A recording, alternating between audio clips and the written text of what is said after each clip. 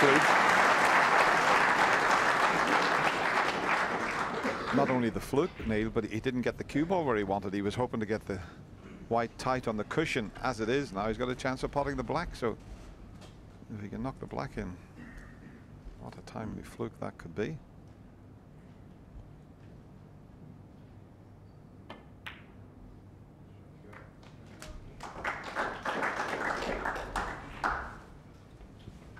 Yeah, the shot he played was, as Dennis said, just to get the cue ball back. 8. Didn't get both, but that was what he did get. And he's found a chance from nowhere. Meanwhile, he's dropped out of position and he's going to have to take the difficult cut on to the left corner. He left the cue ball a long way short of where he intended. He would have been on a couple of reds.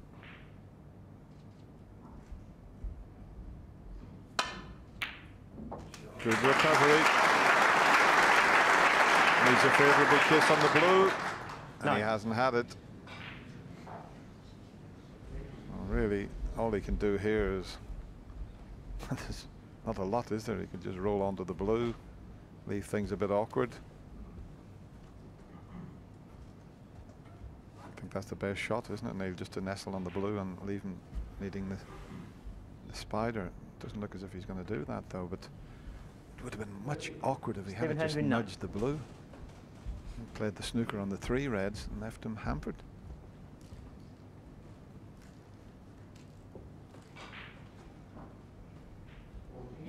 Just feel that if it got tactical, it should suit Stephen. All his experience, all the years playing here. But I never feel that he's comfortable playing in that way against anybody. He wants to blast them off the table like he did 20 years ago. You just said all the years. 25 years this year he's been coming to the Crucible. And of course the legend Steve Davis is here for the 30th year in a row. That is quite remarkable. The two of the game's all-time greats. I don't think we'll ever see it again, Neil, where Steve dominated the game throughout the 80s, and then Stephen Hendry came along, dominated the game throughout the 90s. It's so difficult now to dominate the game. Absolutely. They both did. And they're both here this championship, which is great to see. Now then, is there a red to the right middle? There may well be.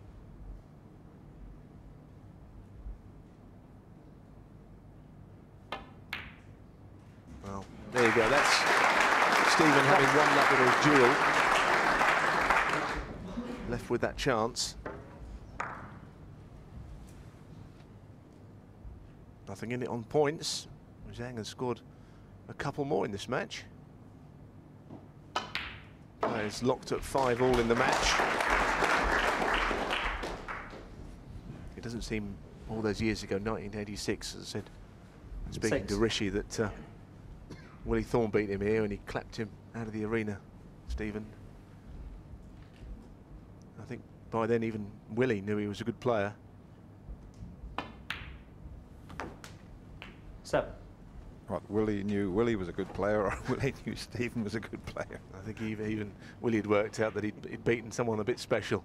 I don't think he ever beat him again after that, I must say.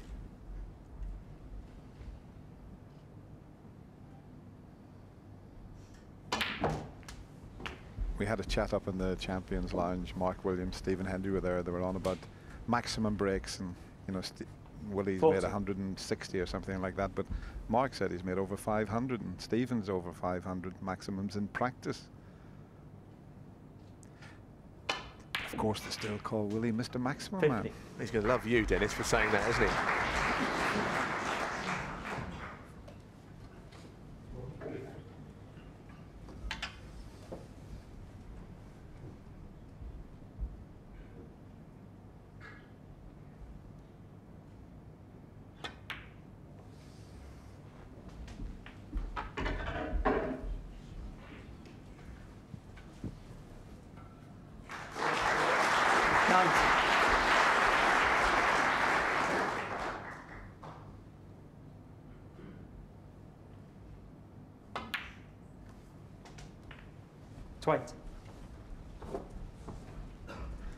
This is the sort of stage he was at in the previous frame when he missed the easy red in the middle. It's ironic. It looks as if he might clinch this frame with potting a much more difficult red into the same middle pocket that he missed previously. In fact, Stephen Hendry was renowned as one of the best middle pocket players, and until the 23. Players from the Far East came along. James Watton, sensational into the middle pockets. 24. Just a bit more work to do then to clinch the frame. Perfect on the blue. He's got to nudge a red out. Red in the colour after this will be needed.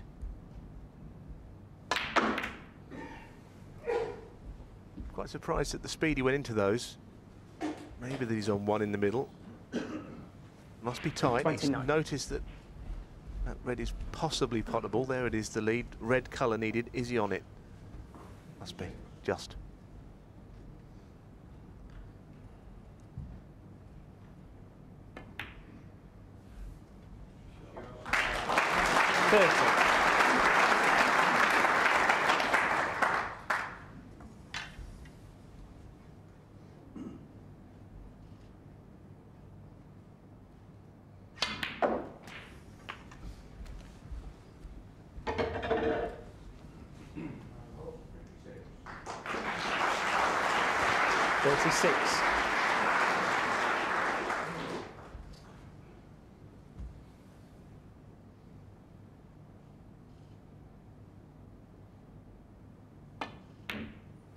Heavy kick there, but it didn't really matter. 37. But just looking at Stephen Hendry's cue action, it looks exactly the same as it has done all down the years, and it just makes you wonder what does go wrong.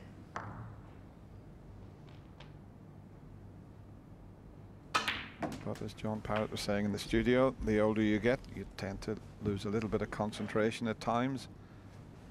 44.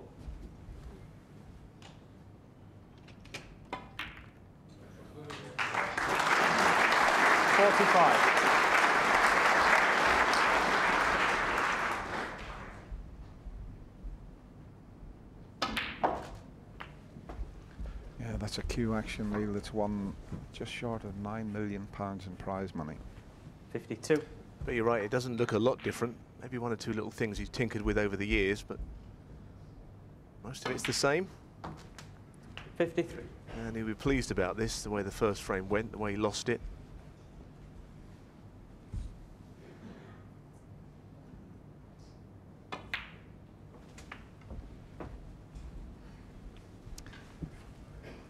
Stephen's highest break in the match 58. so far is a break of 73. He could surpass that here. 59. Talking about a player that's made 746 centuries in his career. Ronnie O'Sullivan's the nearest to him. He's a couple of hundred behind. 65. No century possible on this occasion, but a very valuable break, which ends at 65, but it wins the frame. And Stephen Hendry's never trailed in this match. He's now in front again, 6 frames to 5. I mean, you can practice as much as you like in the club, but this is where you learn.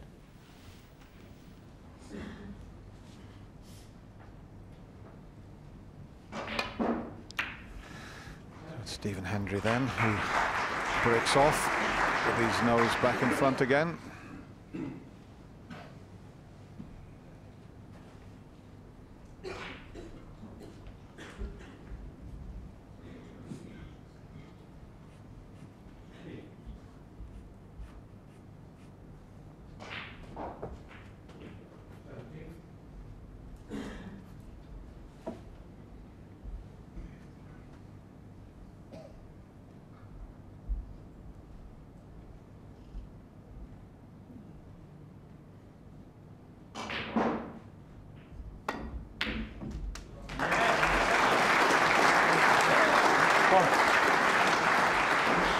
Great pot.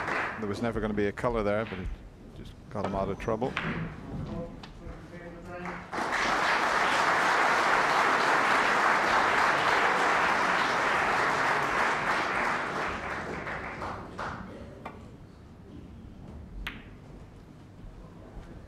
And Zhang, 1.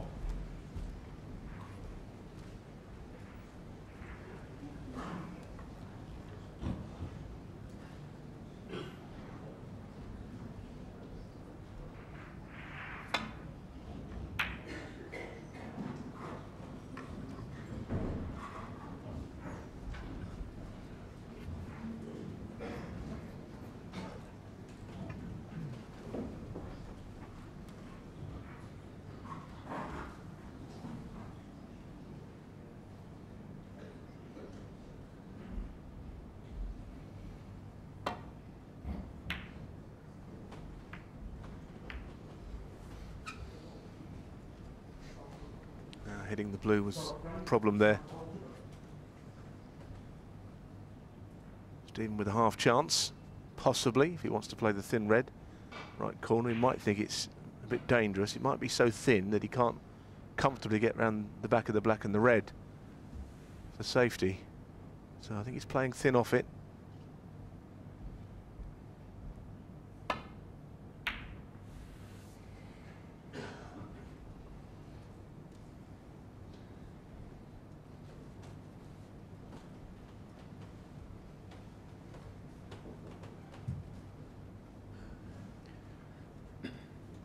Well, for those of you who voted, this was the result.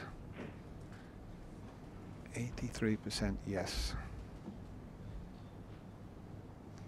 They all think that Stephen Hendry's experience will see him through this match. We shall see.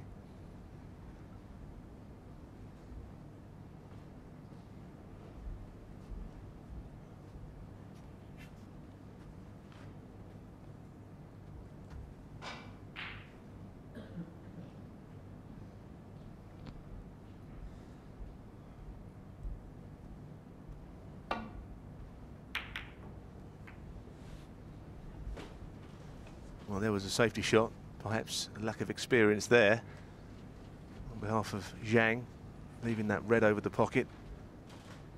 Always a chance a red will go near a pocket on that sort of safety shot.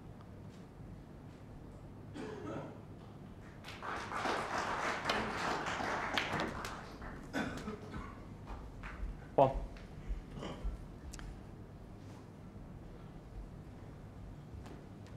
As you can see, the pink and black's out of commission, so he had to try and get up onto the blue, but he may look at the green here. It's much easier to get back up the table to the reds from the green.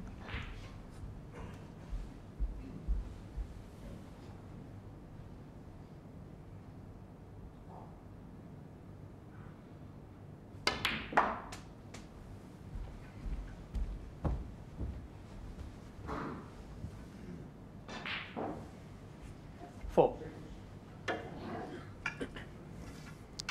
I think the natural angle here will take him around the back of the black and red. You'd like to have cannoned the red that's next to the black, but that's not on, I don't feel.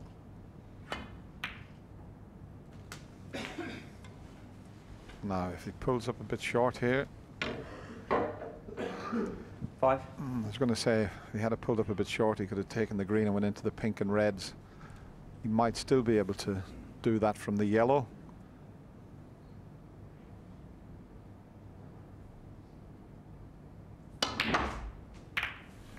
That's unlucky, or is it?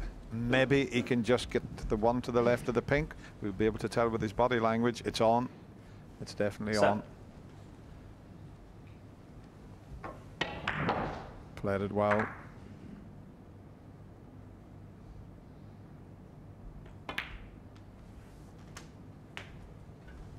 Eight.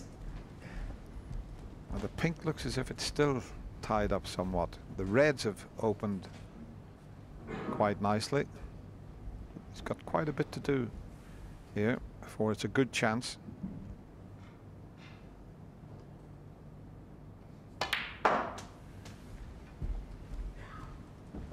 His plan of attack here will be red, back for the blue, and then into the pink and reds again. 11. And of course, the blue's not on its spot, so it makes it much more difficult. So, if not the blue, the yellow or brown, you would feel. Oh, has he got the angle? 12. Give himself options. Yeah, he's got an angle on the blue to get up to a couple of reds. Doesn't have to go into the pink and reds here.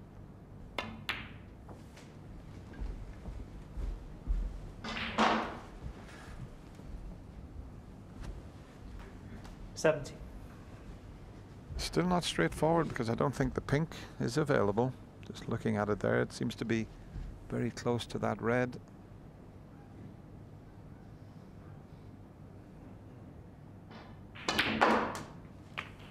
He's doing well though here. 80. Getting the correct side of the blue. He's starting to look a little bit more comfortable out there, Neil. Yeah, he is. He's settled in now. Didn't straight away. This shot is one where he can disturb the pink. The A couple of reds near it. It was a good shot, the previous one, to finish there. Needs to free a couple of big colours.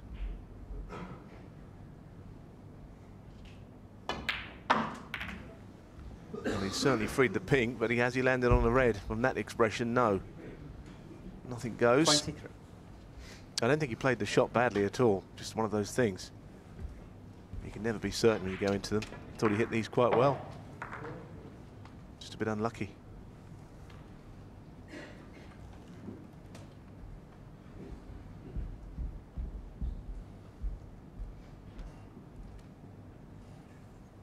It's all about fractions, this game.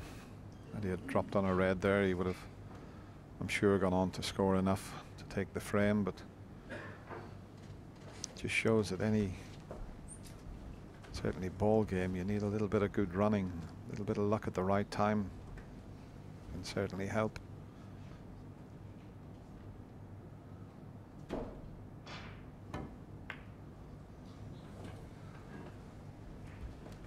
Stephen Hendry, 23.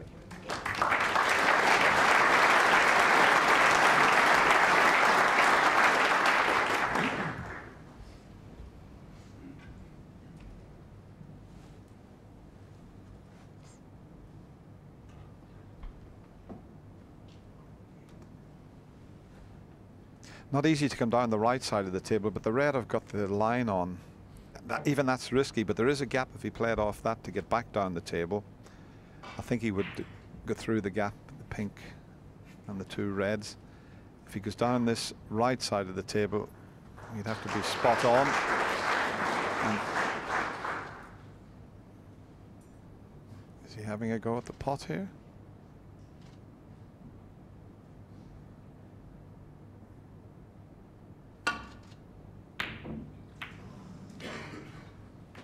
Well, that was a risky one. That was a very risky one. And that might just prove to be fairly costly. Well, Zhang was round there looking to see if he'd left it, and look at that. He's got away with it. He's had a result there, hasn't he? Once or twice yesterday that sort of thing happened. He played really well, did Zhang, but he had one or two little nudges, and that might have been another one. It was a difficult shot he took on. I thought the way he pots, that he might get that red, as hard as it was. Stephen might be able to cut this one in. This is the only chance. Not even a full pocket, I don't think, if he plays it.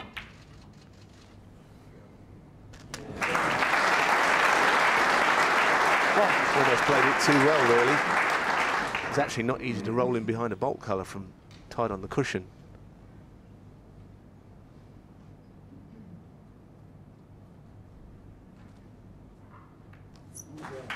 He'll take that particularly well.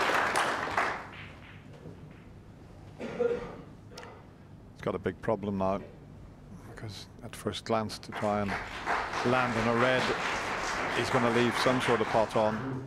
Normally you'd be looking to try and get onto the one that's near the left corner pocket, but even if he attempts that, he can leave the one to the right of the black. So he's going to do well to get out of this and leave it safe.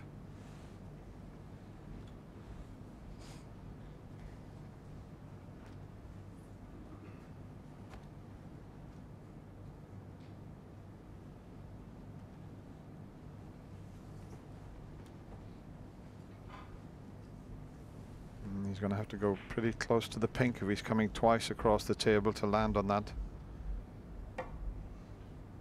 He's going to hit the pink.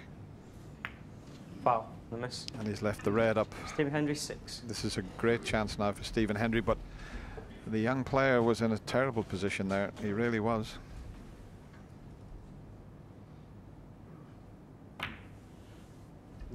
Yeah. 1.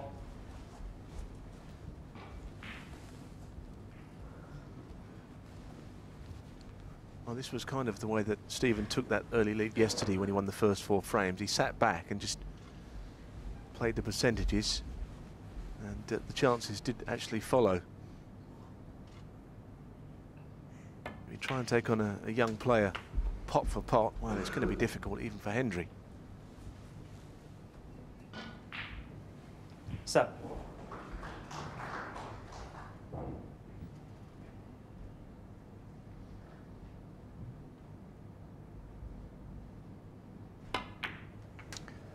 Well, you'd have to say, Neil, our viewers do know their 8. snooker. 83% felt that Stephen's experience would see him through this match. You wouldn't argue with any of those.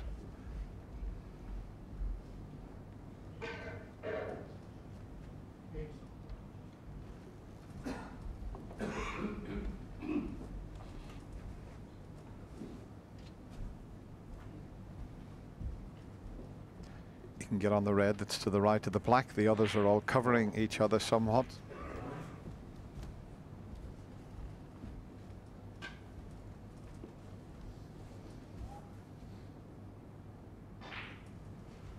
Don't know if he's got enough angle on the brown to stun right up past the black and reds. Find out shortly.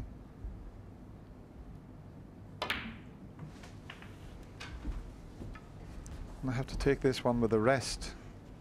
Okay, the white will automatically finish on the pink. 12. So this is the key to the frame, and to Stephen Hendry opening up a 2-frame advantage.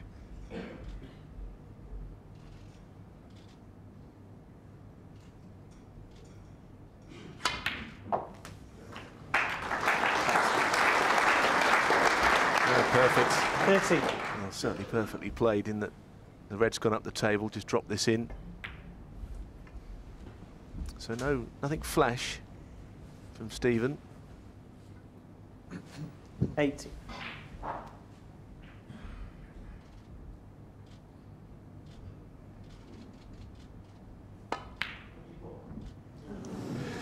Do you know, it's amazing. Once again, 8. he's Mr. Sitter, and it's hard to put your finger on what caused it. Well, mind you, the backhand there, I noticed, didn't quite go through in a straight line, which is very unlike Stephen Hendry, so didn't cue that as smoothly as he normally does.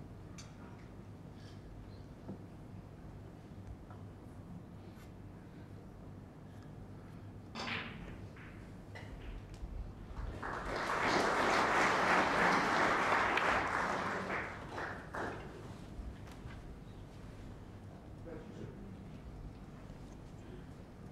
was a tall order for Zhang here.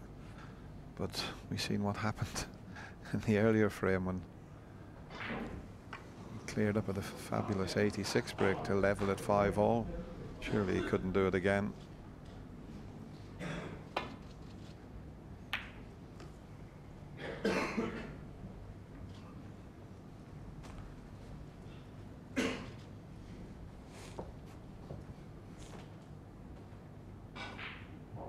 Yeah, with the position of the balls, Stephen Hendry a strong favourite for this frame.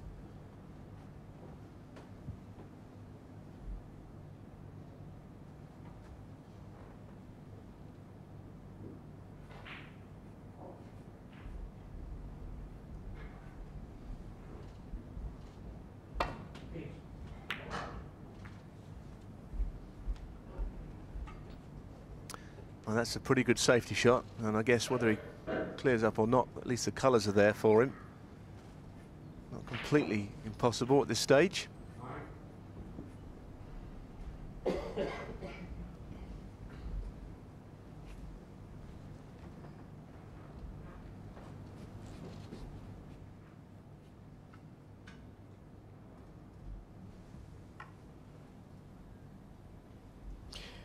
Well, that's it for now, but the magical red button will enable you to continue watching Stephen Hendry and Zhang Anda. Plenty of intrigue left to unfold, one suspects. On table 1, by the way, Joe Perry is just 1 frame away from victory against Michael Holt, and we are back with highlights on BBC 2 at 10 to midnight when we'll bring you up.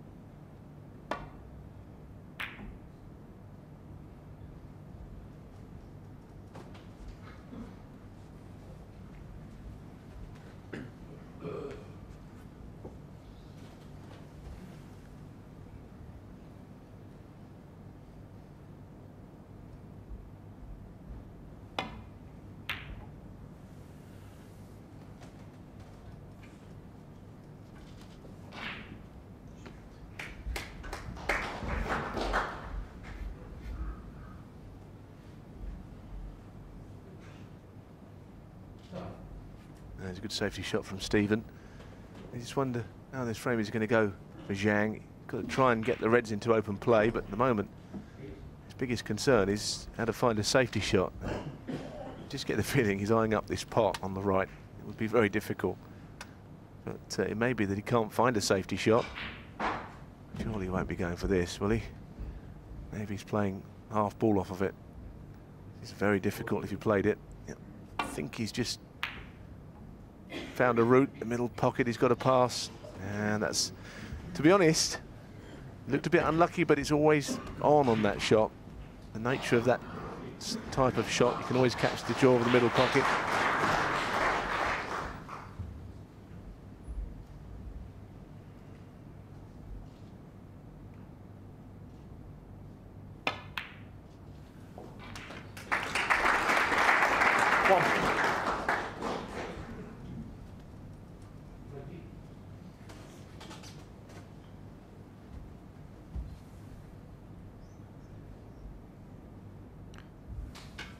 Keeping it tight. Thought he might have been able to take the green on there, but obviously he felt he went just a little bit too far. But well, he's certainly calling on all his experience. He's not giving this young player any sort of chance at a pot at the moment. He's just a red and the colour away from securing this frame.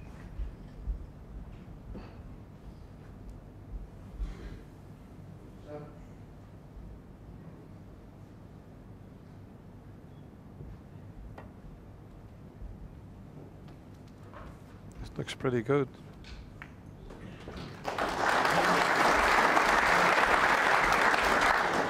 Still a possible pot on, and not a great deal of pressure on this because the 3 reds are safe. 48, so this red and the colour. And Zhang would need a snooker.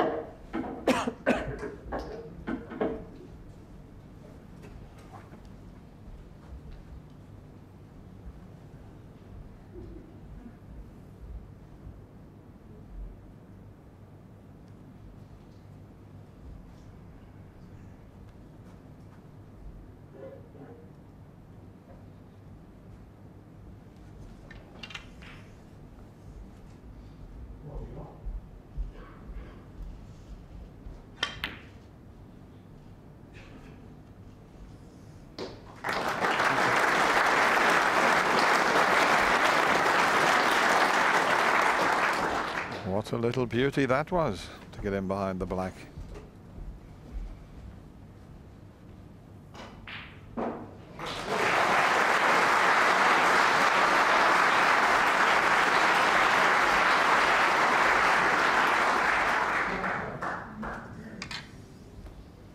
Having to play this with a terrific amount of side to square the white up.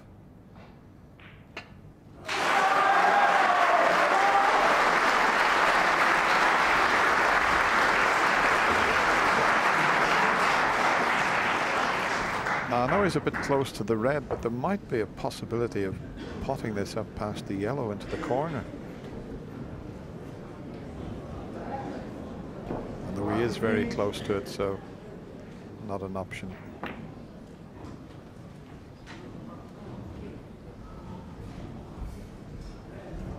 Interesting one though, because Stephen wouldn't really want to move that red on the right hand side cushion, so play something up the other end. Red would be his saviour if Zhang got a chance to clear up. So he's probably taking this one on.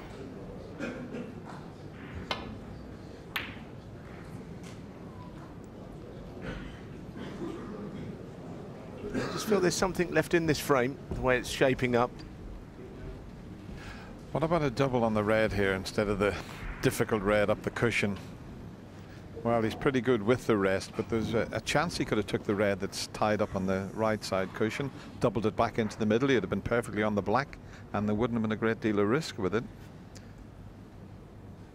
But he's obviously pretty good with the rest.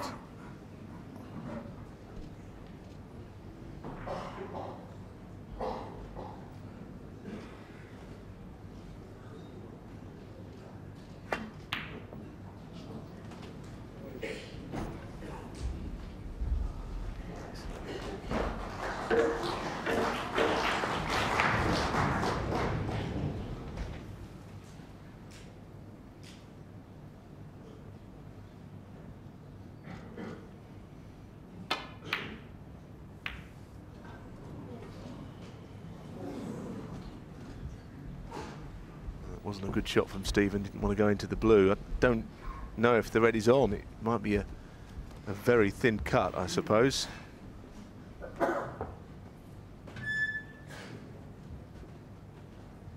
He's been frozen out of the game, Zhang. So long it's been since his last pot, now on 24 minutes. So it's going to be tough here. This is the crucible. This is the toughest of the tough. And Stephen is trying to keep him out. He's had 1 or 2 half chances during that 24 minutes, but that's all. This is another, well, really thin one. It might cut, but it's one of those ones you've just got to almost miss, really, just glance it on the way through. So what you're saying, Neil, if he misses the red, he'll pot it.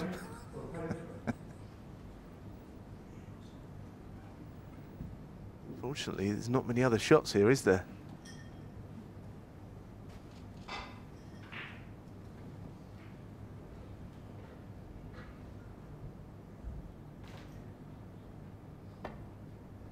Well, you can see he didn't play the pot.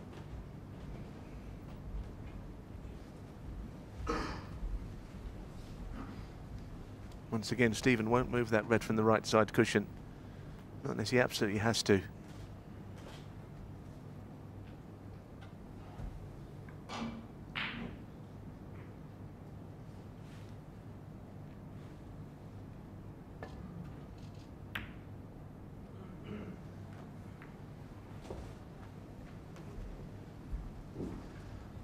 Now then, he didn't get the snooker, and this red, well, he did have a look at it. It looked as if he might be able to sneak that in, but he's going to move the difficult red.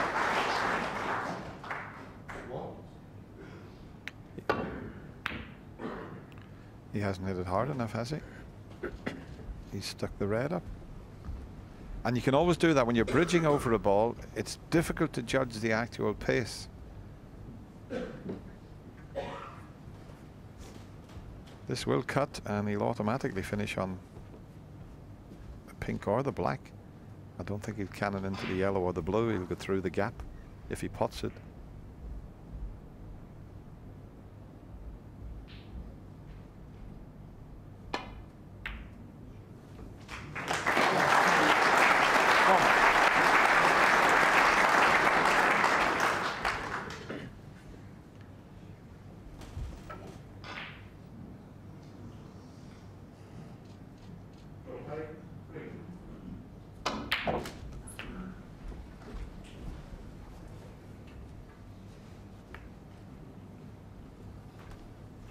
Eight.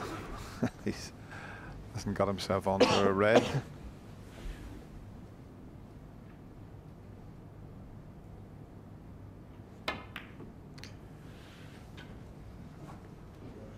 But barring a couple of snookers, that earlier break of 65, looks as if it's paved the way for a two-frame advantage for Stephen Hendry at 7-5.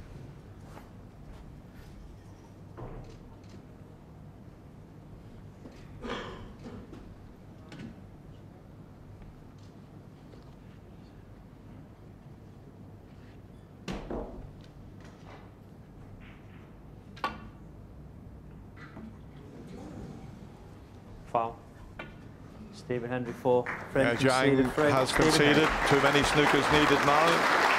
So the former 7 times world champion opens up a 2-frame advantage at 7-5. Frame 30. And the Zhang to break.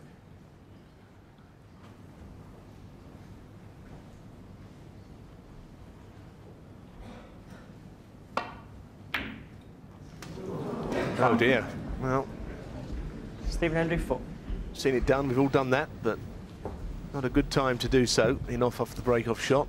He got a kick, Neil. It was a huge kick. That threw the cue ball wider, didn't it? Yep.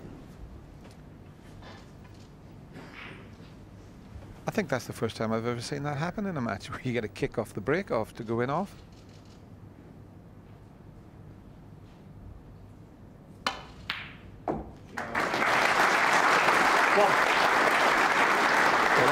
A lot more like it from Stephen, that long red. Stephen rolling back the ears, that one. Beautifully struck. And how long did he stay down on the shot there, Neil? That was telling us something as well. I think he was pretty pleased with himself.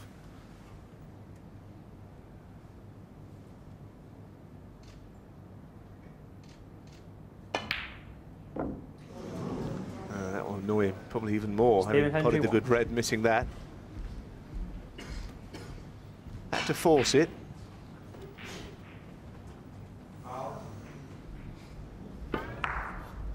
He's caught the first jaw at speed. No chance of going in.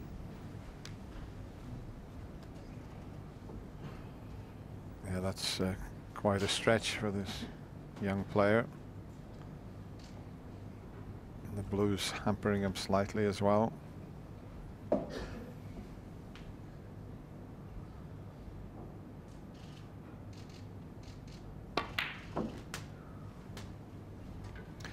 I'm just wondering if he's got a slight angle on the pink and whether or not he can get onto the red that's to the right of the black, because he could do with that out of the way, but I'm not sure he can achieve that. We'll find out very shortly. He may just cannon into the side of the reds there. Well,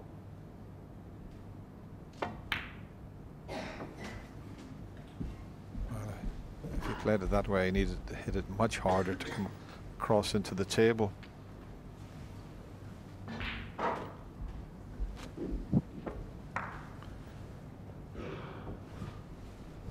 Seven. Yeah, he had to come across the table anywhere in that. Well, I found quite a big circle there, but anywhere in that circle, then the red would have been okay to the right corner.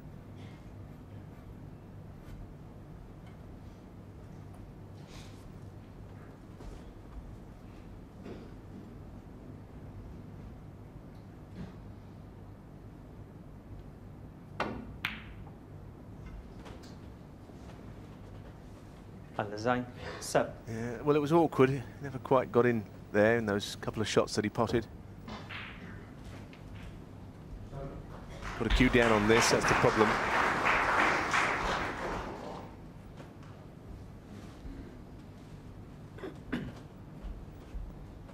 Yes, when you cue down on it, Neil, it's so easy to get a little bit of unwanted side and it throws the cue ball offline.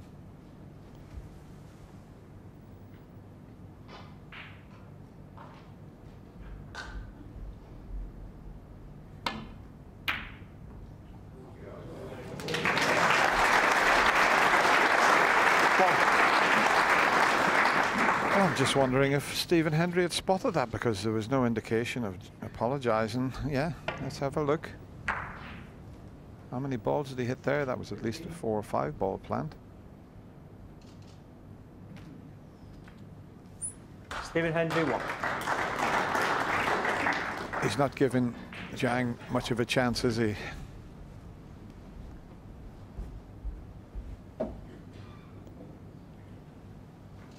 Now he's playing it exactly the right way, though. Keeping the game very tight, freezing his opponent out. And, well, that's the way to do it. I don't think he particularly likes playing that way, but it's going to be effective.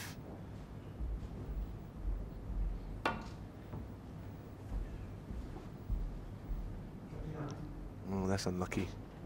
I say unlucky, he might actually have gone through a gap and got it safe. when he went through there, I'm thinking, well, he's going to stick a red to the right corner. He might be one in the middle pocket, actually. And, well, Stephen's interested in it. Yep.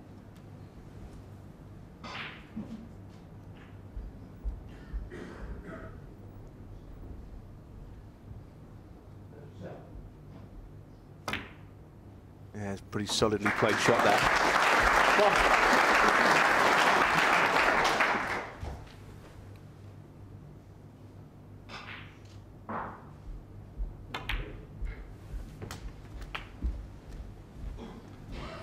Yeah, this will clear the black completely once he 8. removes this red.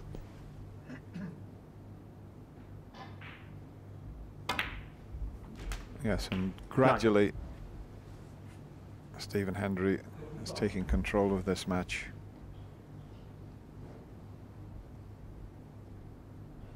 A match he had complete control of at the start. 4-0 in front. It was a great performance from Zhang to get right back into it at 5-4. 16.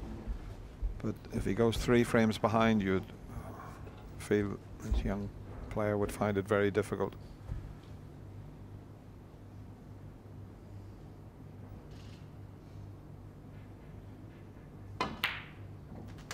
Seventy.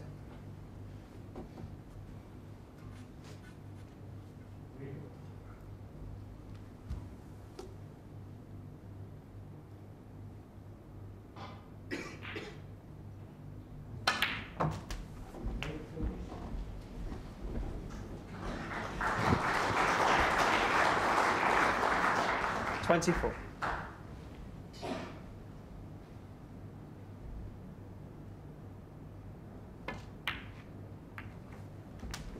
$25.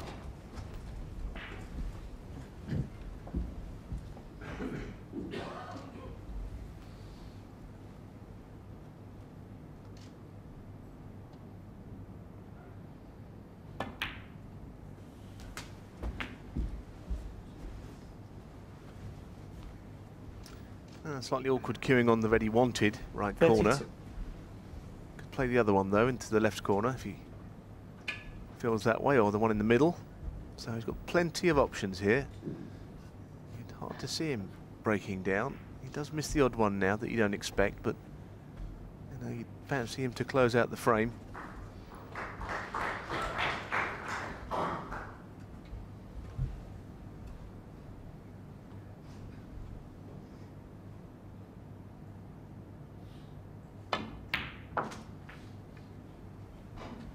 $33. Shouldn't be a problem getting back up to the reds here. 2 or 3 he could drop onto, playing it with right hand side. Now watch the white, see how it checked off the balk cushion. The natural angle would have taken it into the green. Now the blue is having to go onto the pink spot. 30. And would you believe it? He's covered the red. Okay, he went a little bit too far. I'm sure he would have worked out that the blue would have to have gone onto the pink spot. Just overcooked it slightly there.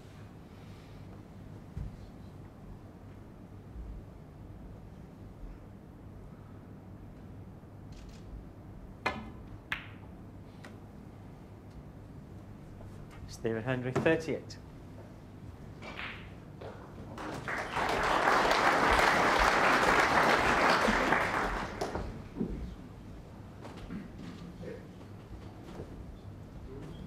It was a funny old shot, wasn't it, that he played, like you say. The previous shot that Stephen played, where he played this shot with right-hand side, I mean, I'm assuming, like you do, that he realised that the blue would go on to the pink spot. Didn't think of it, then a bit of a clanger, really. Something we've all done, but maybe just misjudged the shot instead.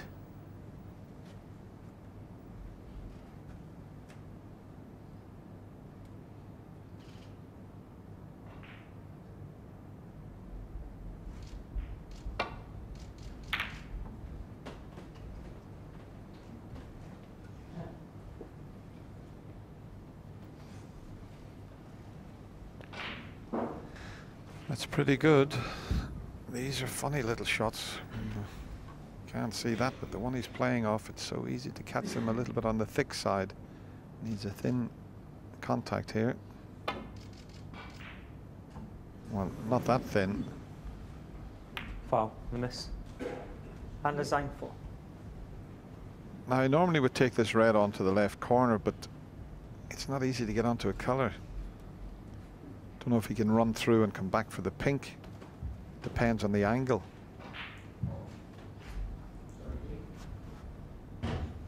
Well, there's no point in looking at a safety shot. He'd be better off putting Stephen back in, because he's not going to get him in a more difficult position. I think he's looking at the shot that Stephen was faced with, maybe. But like you said at the time, Dennis, this is not easy because how close the red is to the cushion. Got to get it really thin, otherwise kind of hit it half ball, and the cue ball hardly gets past where the blue spot is. He's going to play the same shot, so I don't think it matters that much if the cue ball's to the millimetre. Anyway, this is take 2.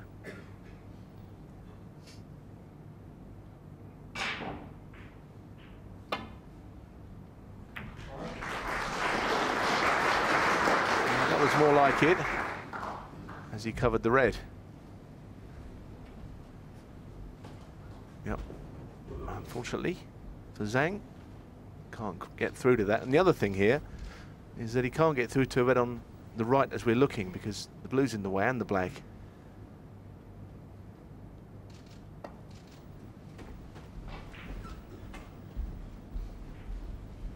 Oh, nice shot.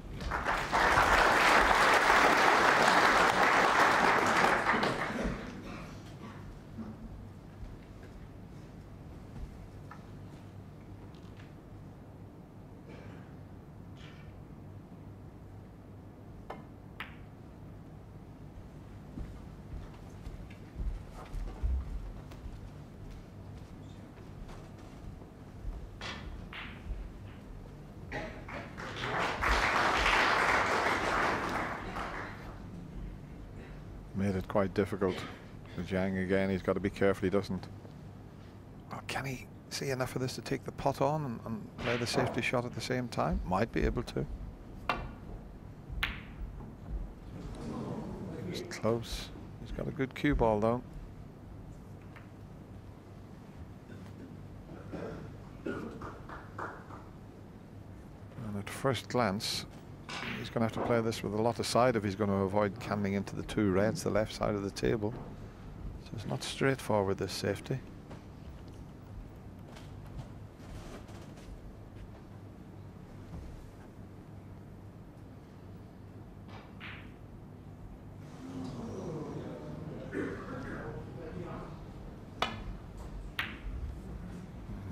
Got enough side on it to miss that cannon.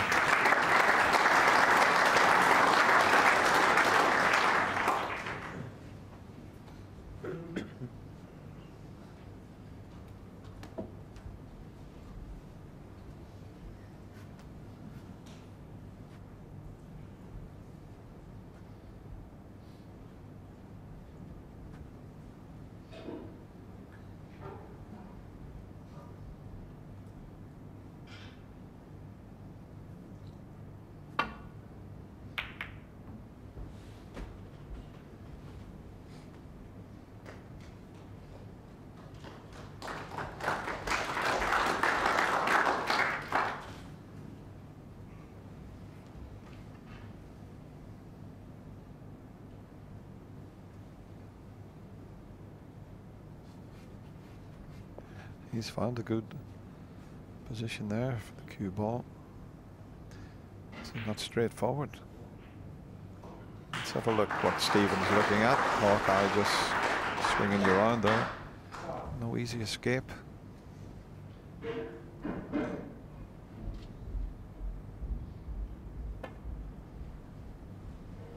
Might slip around the back of this. Now that's a bit careless.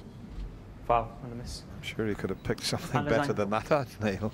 Well, he kind of waved his arm there as if the ball drifted off, I thought. As soon as he hit it, he was up and waving his arm around. Here's the shot. You see.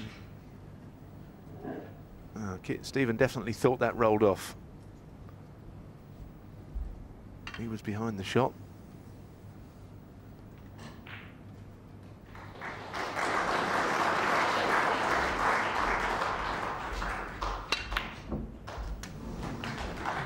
Well, Touch of the wobbles there.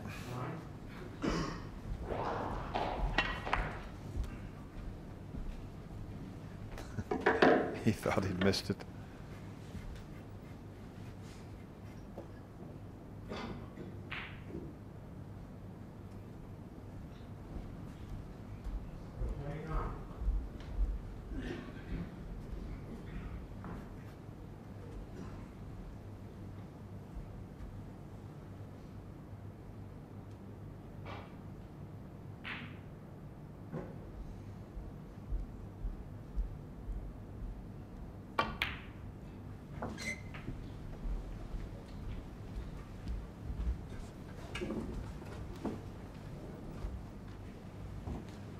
six.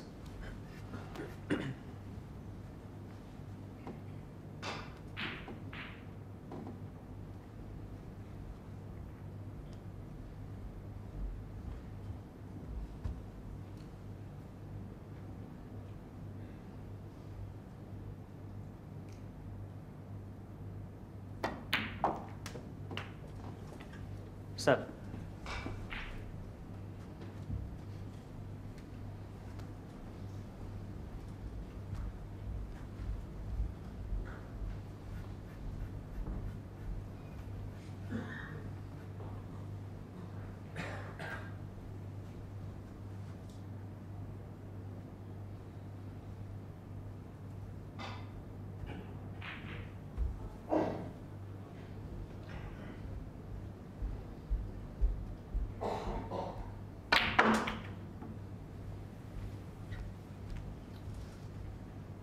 He's just lost his way there with the cue ball. I think he was trying to cannon into the black and reds and develop something and just misjudged it. Yeah,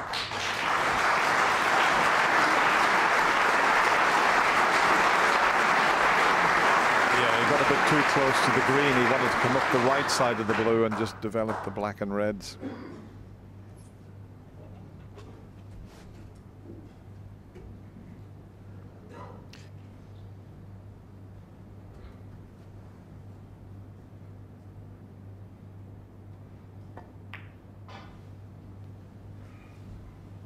And the Zhang, 30.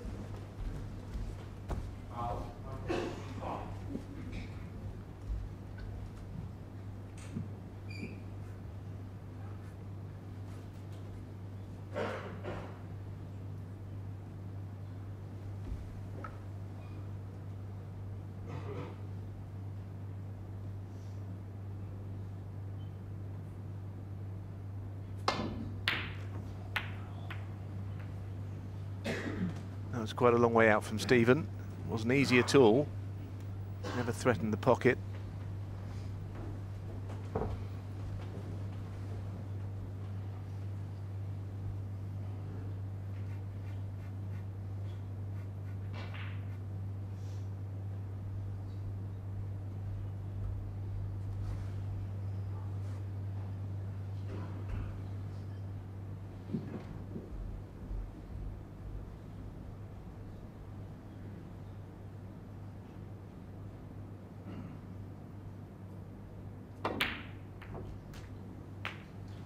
Well, not quite what he was intending. He was hoping to develop the black, but he's still got the blue to go at. But a little bit of pressure on this one. Mid-session interval coming up. Every chance he could be just one frame behind.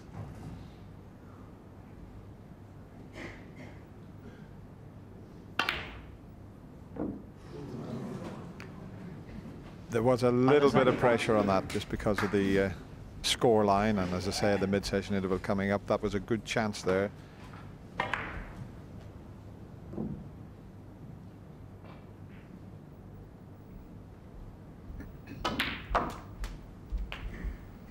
one.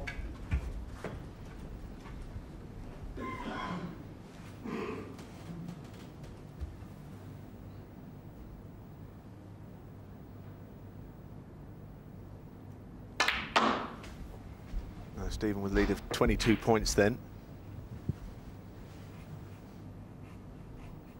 7. Looks like he'll need the last red, as he can get 2 pinks here. Don't think he can do. He can get down on the blue from this, but then he'll need the other red and he won't be able to pot the black with it.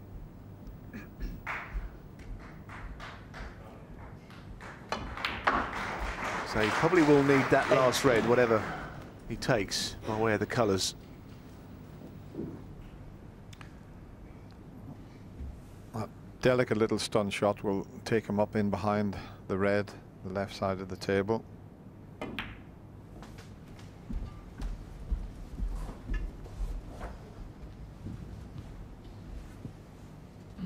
But if he can pot the red and the pink, and he doesn't disturb the red he will need, he'll be able to play a snooker.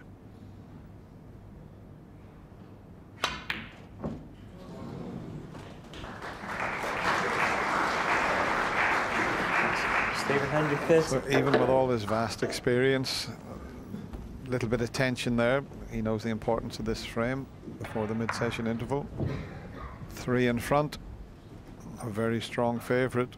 Only 1 in front. It's still anyone's match.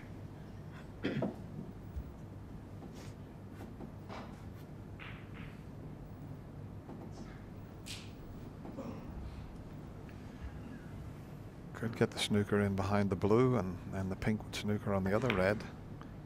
Oh, that's careless. That's a very careless shot. He could have put Stephen Hendry in all sorts of trouble there. He looks a little bit disappointed, and we haven't seen much of that. He's got a terrific temperament, but as soon as he played the shot, you could see the disappointment.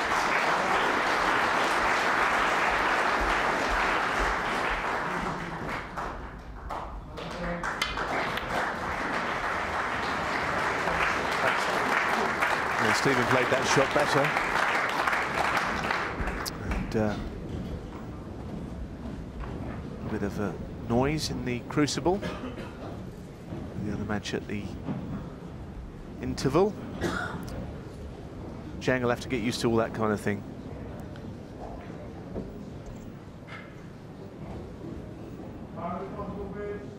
He's got a very good temperament. Now he's moved the black crucially. So this is a half chance for Stephen. By no means easy with the cue ball there.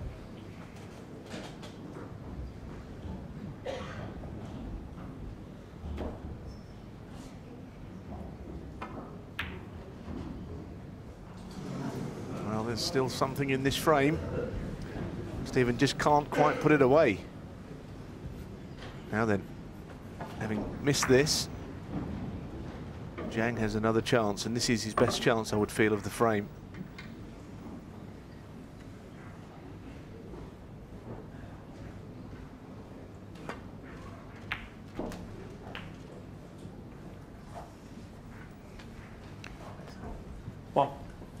He's got a bit of an angle on the blue to go between the yellow and brown and drop himself on that last red.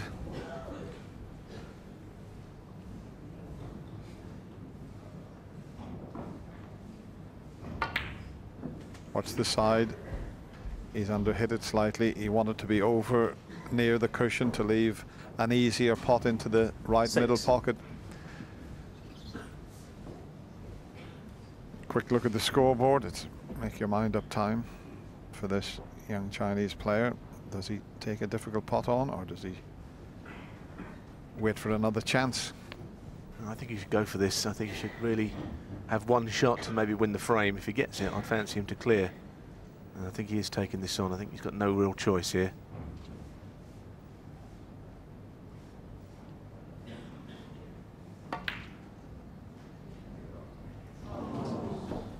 And design 6. It always looked as if it was going to hit that first jaw of the pocket and rattle, didn't it?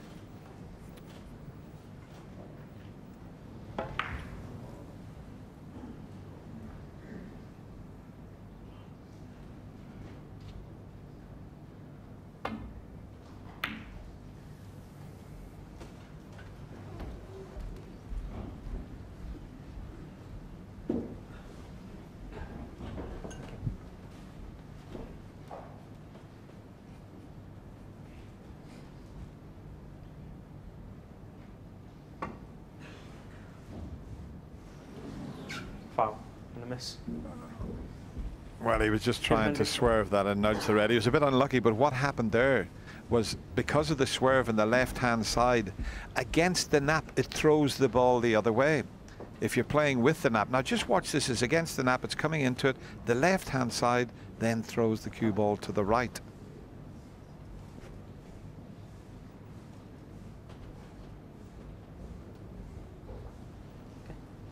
Yeah, Stephen. He can't change his mind if he wants to go in between the pink and blue and off the ball cushion to hit the red. He could do that, but you see, it's done it again. That's against the nap. That's pulling the white away from the red. Yeah, he has to hit it a bit harder, Dennis, doesn't he, to make sure that doesn't keep happening, because, like you say, the swerve takes, and then the way the ball is turning, it just goes the other way against the nap of the cloth. Of course, on the other end of the table, it wouldn't happen. Stephen. They must play this a little bit more firmly.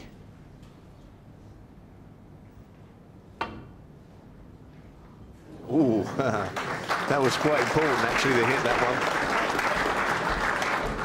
one. Yeah, he's a thin ball wizard. Look at this, coat of paint.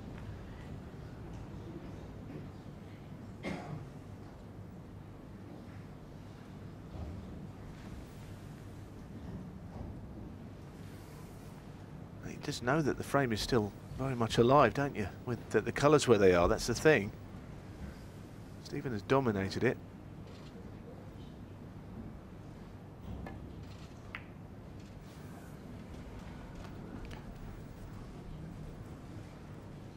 Well, the white just coming away from the cushion slightly there.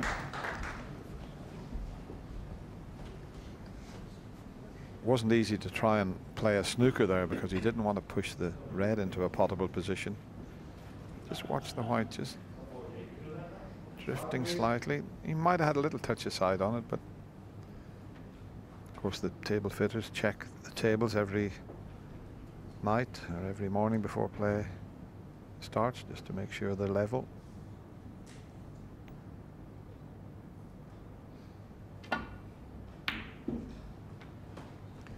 He needs to get the snooker here, and I think he has. Now then, that's put a whole new complexion on this frame. Well, if he swerves around the green, he could quite easily go in off that red. If he comes off the side cushion, he's got to just miss the black off one cushion. He'd have to hit two cushions, and he may just be trying two cushions to land on the red, but he could slip past the red and stick it up here. Oh, that black was always in the way of a one cushion escape. Well, well. Sorry, and the Zhang 7. That was a bad misjudgment. And when you think about it, you know, if the black wasn't there, he'd have still missed the red by about 10 or 12 inches. What a bad mistake to make. Now then, another chance to win the frame.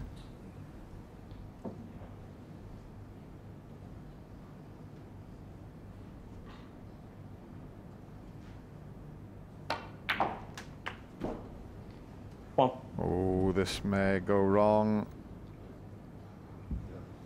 Oh, he almost nestled on the blue. Shouldn't have been anywhere near the blue, because any color would have done him. Even further up the table. Now he's got to play a good positional shot.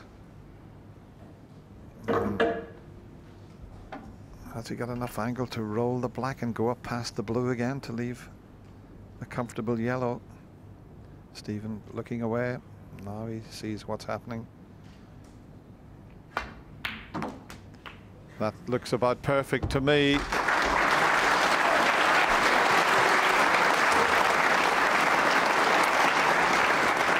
that was a beautiful shot with the rest. Stephen knows he should have won this frame. He knows.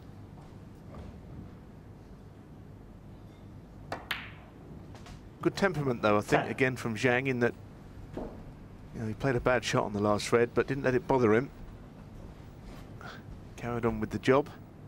He's not done it yet, but he won't be rushed. Yes, he reminds me so much of the old-fashioned type player. You know, not dashing around the table, and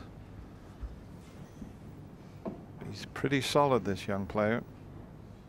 And when you think he's up against a former 7-times champion here, he's giving a terrific account of himself.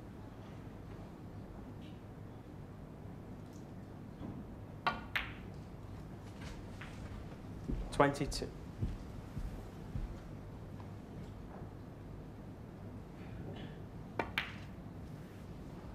28. Well, it could be a pivotal frame in the match. Who knows? Good clearance there from Zhang. And, well, Stephen Hendry just cannot get away from him. Former 7-times world champion leads by 1 frame. 7-6. We'll be back in 15 minutes on this table for the conclusion of this game. Stephen Hendry to break.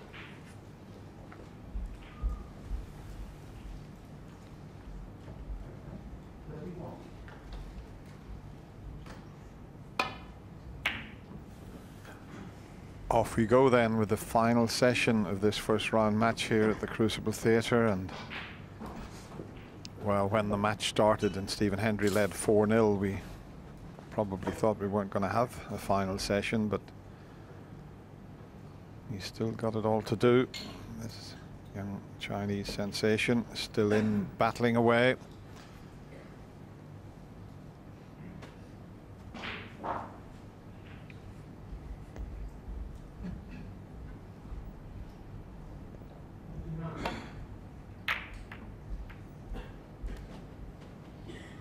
That's a pretty good shot there.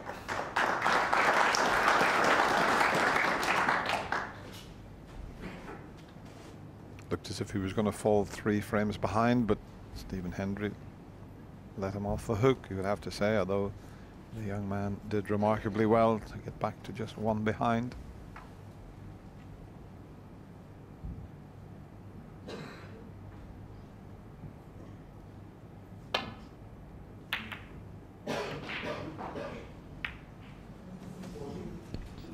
We had Stephen in a bit of trouble there as well.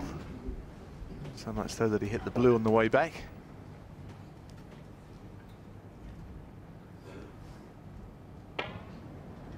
He's caught it a little too thin in the end. I think he played inside the blue and around behind the green. Just can't get away from Zhang in this match. He led 4-0, don't forget, but since then, been pegged back all the way.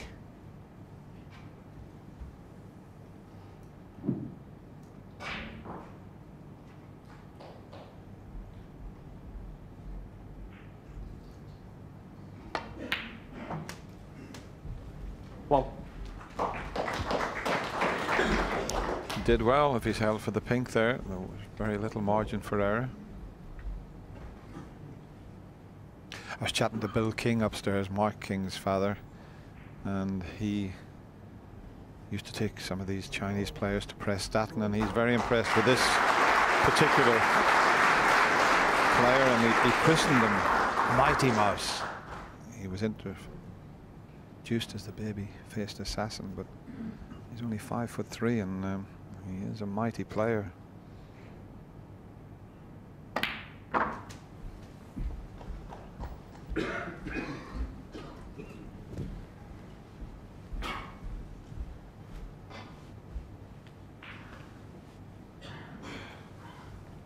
Must be tight. Ben Moore just checking with his ball marker, and not enough room on pink spots, so blue's the only spot available.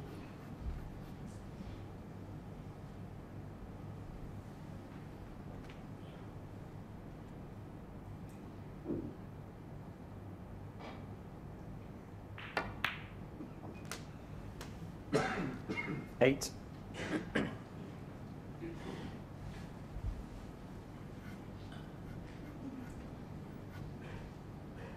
The amount of times that happens where a player finishes a bit straight. On a ball on the blue spot, pink there this time, but there is that red down near the right-hand cushion. Not much angle on colour that he's on. He's now looking at, well, a couple of shots on, as if, well, he can't get too far down from this, that's for sure.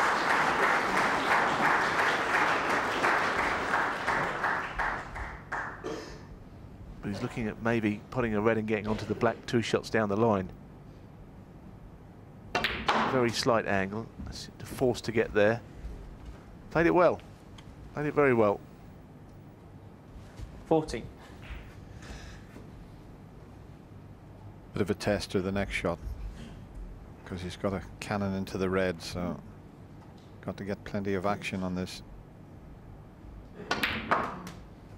And he's done remarkably well. 50. Stunned it right through the reds. A little jam there, he's pulled out.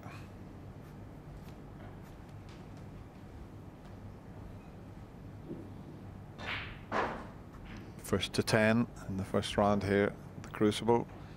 Second round we move to the best of 25. 3 sessions.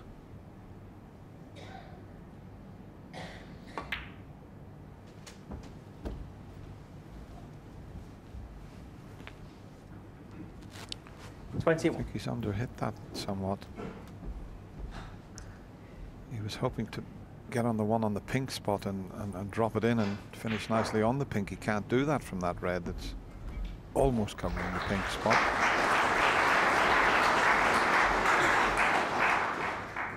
This is the one that will get him the correct side of the pink. 22. Might still be able to get on that one that's near the pink spot. Looks fairly straight, but even if it's straight, he can leave himself on it.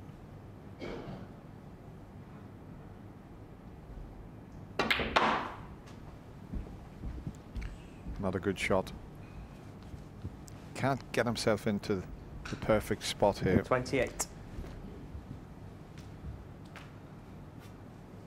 He's bound to start feeling a little bit of pressure here, Neil. First time at the Crucible Theatre. He's coped with it very well. I know he was very shaky in the early part of the match, but hasn't he coped really well?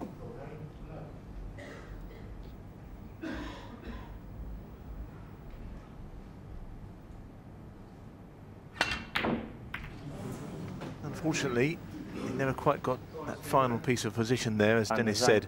28. That was an awkward rest shot with pace.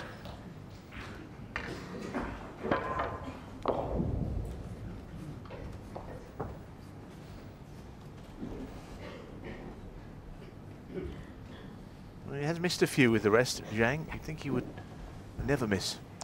I'm wondering if Stephen can pull this shot off here.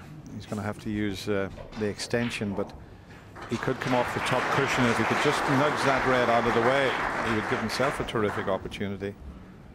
It's a delicate little operation, but I think he might be able to make this.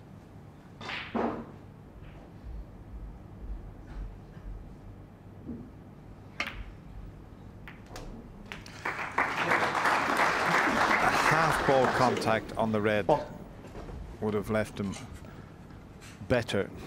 He's still on the black, but not as easy. Just watch the white hit the red full ball on the right hand side. He would have been absolutely plumb on the black. He's got the red up the other end of the table that he can finish on, because it's such a thin cut, but he will be able to leave a pot on that one that's up near the blue and green. Well, he's tried to hold it. Oh! That was a delicate shot to hold the white there. He almost missed the black. Now have a look at this. It didn't look as if it was going to go in.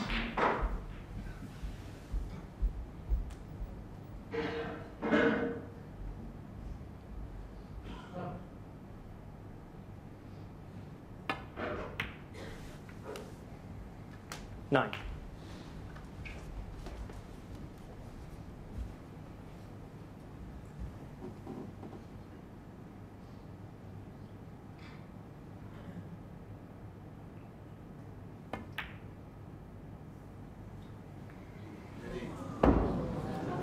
This time it doesn't go in. Hendry 9.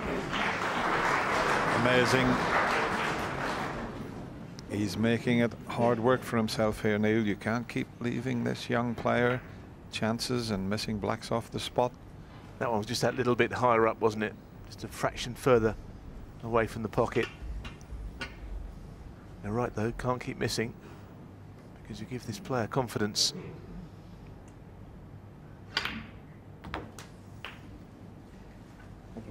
One. What a chance to level it up now. Second big chance of the frame. A bit awkward though when the black's right in the jaws of the pocket to control the cue ball.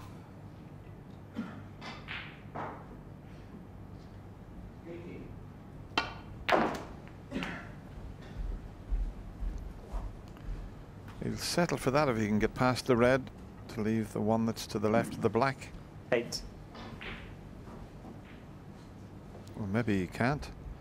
And as I say, it's always difficult when the black's right over the pocket to control the cue ball, and there you see it, he's covered it and he's out of position.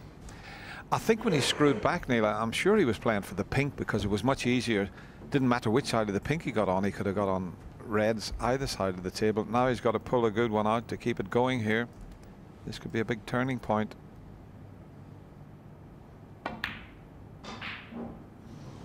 No. Okay, he hasn't stuck anything up, but he's let a golden opportunity slip by there to level.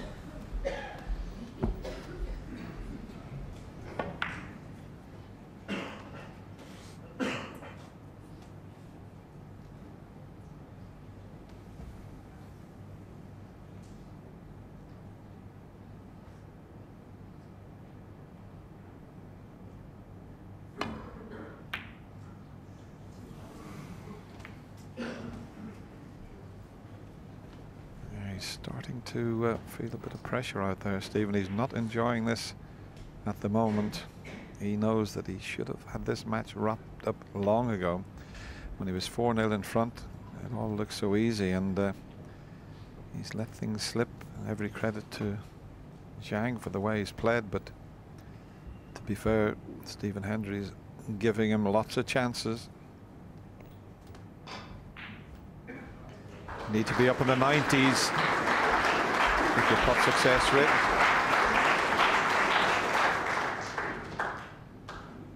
Now he hasn't looked at these two reds. I don't know if they're a plant into the right corner. It'd be worth coming around and having a look at it.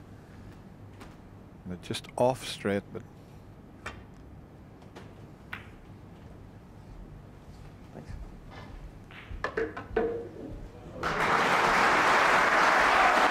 Stephen's looking at the two reds into the middle pocket now.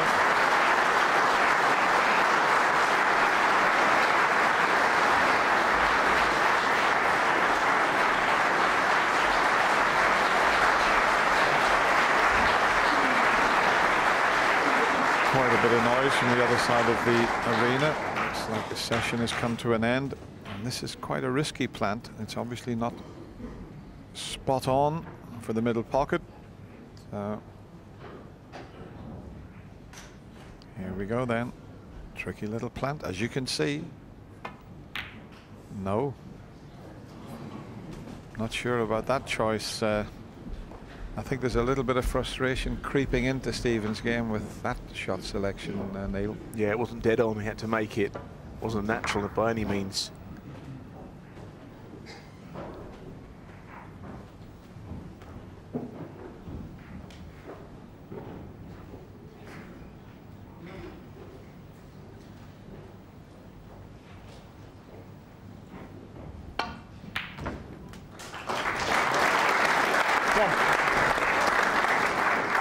It was a risky one from Stephen, and he might pay for it as well. But you're right, I think the frustration is there for all to see.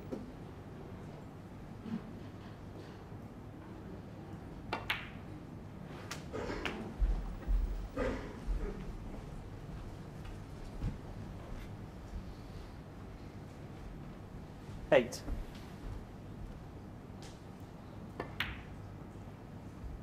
Nine.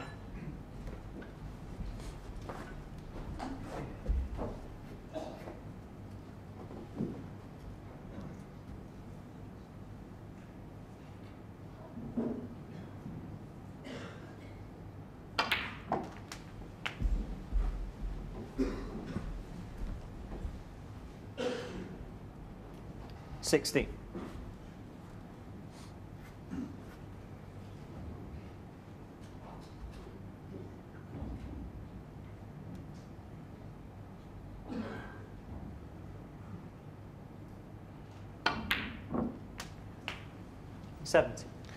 Well, it didn't go in cleanly, but it's safely in the pocket.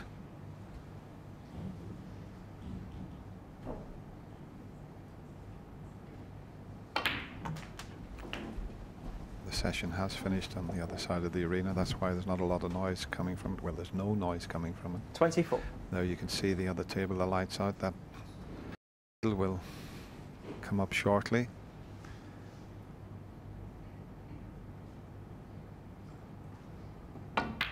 And it does change the crucible completely. 25. Because there's no distraction.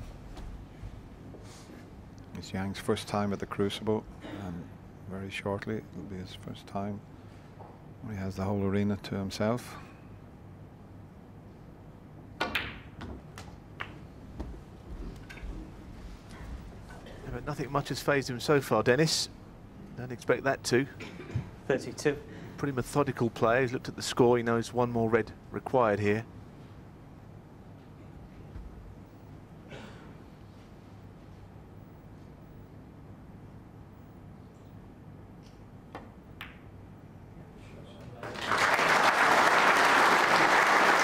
He had 3 chances to get here, but finally looks like he'll clinch the frame.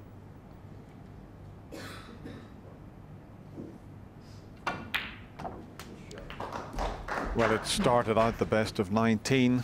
It's now going to be the best of 5, and we'll have the whole of the Crucible Theatre to play that best of 5 to see who wins this first round match. Nice little magical double just to make absolutely sure.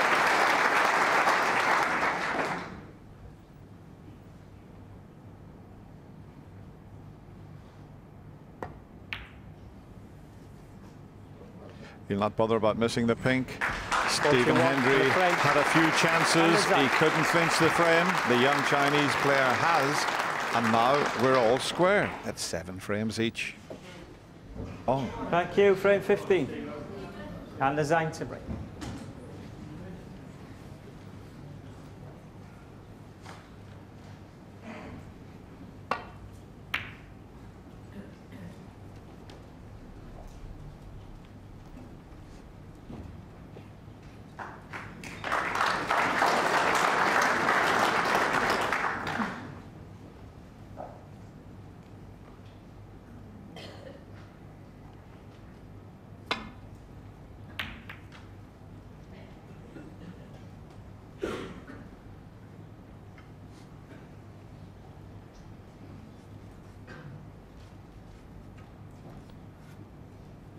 Just thinking about the way this match has gone, it's quite amazing. In a way, Zhang has slowed Stephen down a bit.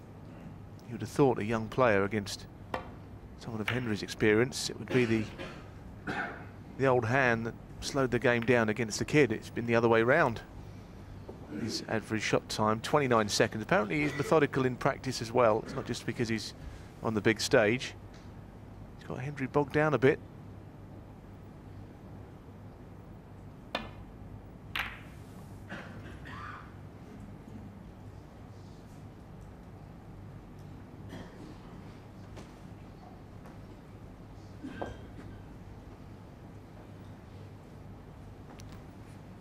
My first time watching Zhang play. I don't think Stephen Hendry will have seen much of him either, but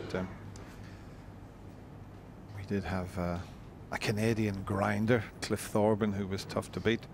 I wouldn't say Zhang's quite as tough as Cliff, but he looks as if he's got a good all-round game, and that tells you what sort of a tactical player he is.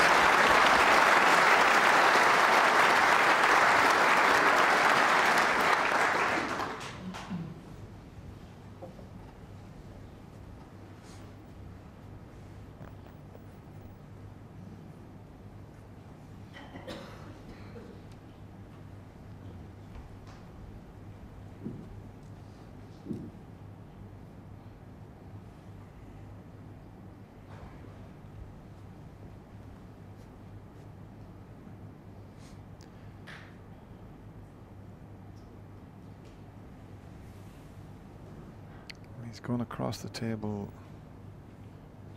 to try and land on the reds here. Didn't play to hit that one, but he might settle for it. That wasn't what he intended. He was trying to miss that red, come off the side and top cushion and just land into the little bunch of reds above the black.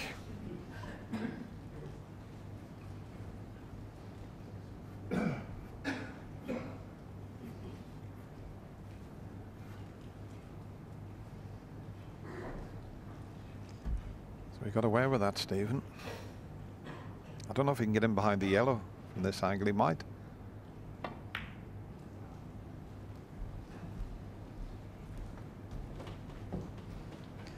Well, he's covered the red with the green, but I don't think he intended to push the red near the middle pocket, Neil. No, he's lucky there. He kind of forgot the red was going to travel up the table. He was so keen on getting the cue ball down behind yellow. That was fortunate. He's got Stephen bang in trouble here, though.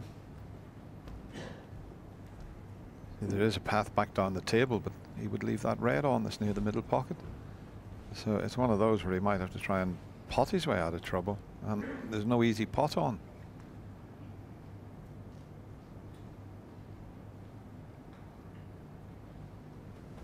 I mean, he could leave the white on the back cushion here and leave that one along the cushion that's to the left of the black. That's what he's played, and if he gets a good cue ball, well, it's one of those shots he's had to play that. And Zhang, if he can roll this red in, the black's awaiting.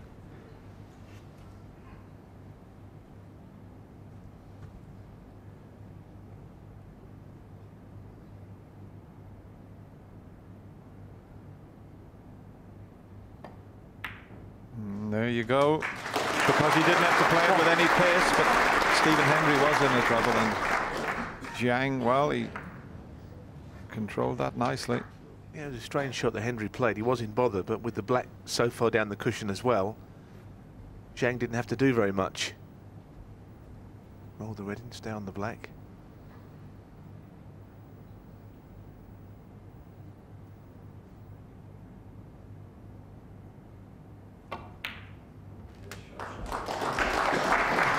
Well, now, these are important times. Still a long way to go to get to 10, but it would be a huge blow if he could get to the front, having trailed 4-0. Would change the mentality of both he and Stephen. I mean, it might even bring Stephen out of his shell a bit, because at the moment he's not really playing. Might help him in a strange way, mightn't it? Happened a few years ago. Young Mark Allen from Northern Ireland was leading Stephen Hendry, and Stephen played 3 vintage frames to knock Mark out that year. In fact, it looked as if Mark was going to drop out of the top 16, but the way things worked out, he remained in the top 16. 40. And young Mark Allen is in with a chance of lifting the world title this year. He's playing really well. 50.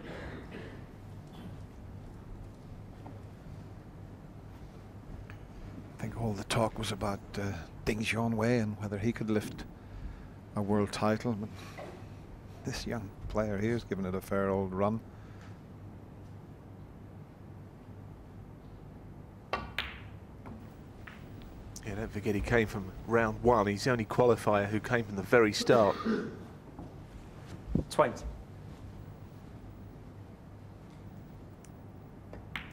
So he deserves every credit for, first of all, 21. getting here and playing the way he has. He couldn't bump into a player with more experience. A player that absolutely loves it at the Crucible, but it hasn't really affected him.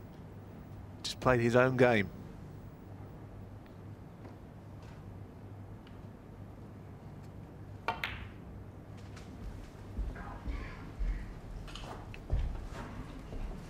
Very delicately played. He knew 26. if he could leave himself on this red, he could get himself onto the black, and then he might be able to just move a few of those reds that are around the black.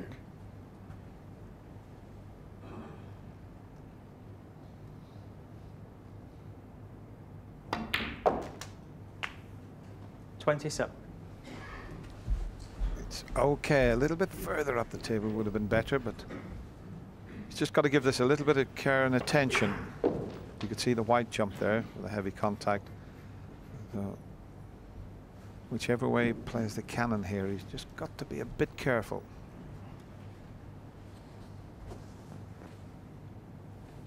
And that's what he's worried about. If he just rolls the black, cannons the red, he's got to make sure the white doesn't disappear into the little cluster of reds there.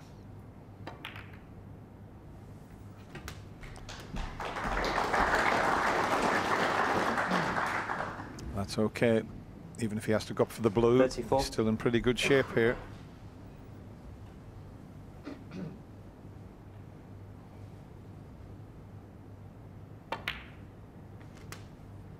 $35.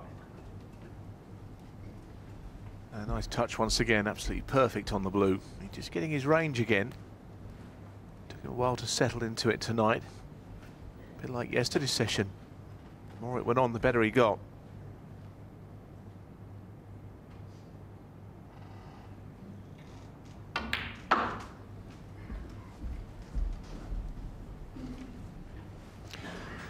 Now, I'm just wondering if he play a little cannon here. There is a shot on that would really open things up, and it's only a delicate little shot. If he puts that red and just nudges that red with the cue ball, it really will open things up. It's a straightforward little shot. He may be playing the other red, but he'll still be playing the cannon onto that.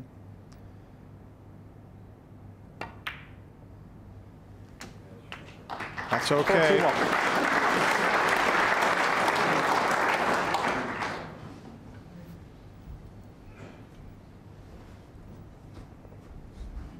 Have a look at that. Just 1 point separating them at the moment.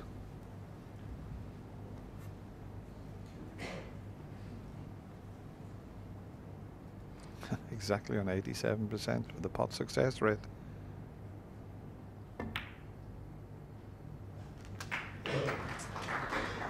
Might have a bit of a problem here. Maybe one to the right middle pocket, but has he got any angle on it? Might have to run through for the blue here. And let's see where he's, well, you can see where he's cueing. He's playing a little stun shot to get for the black, just below center. No, took his eye off the pot. Has he got away with it? I think he has, you know, he's been very lucky there.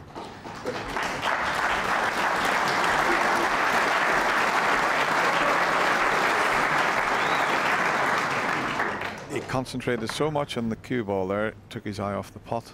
But what a result to leave everything safe.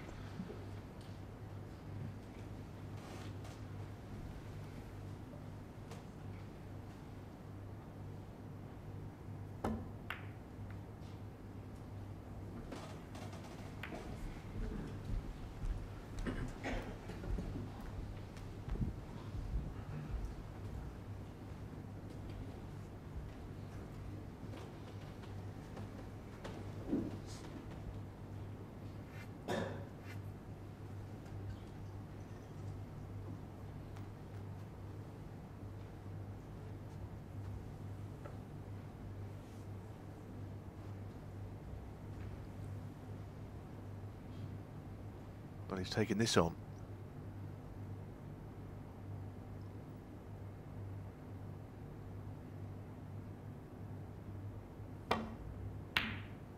Now, great shot.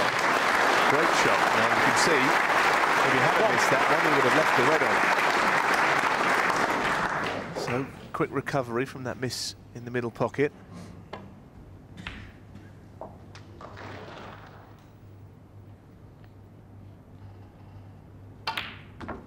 I think we mentioned earlier this evening, John Parrott, when he played him, he said he just keeps rolling those long reds in, doesn't force them, he just drops them in the pocket.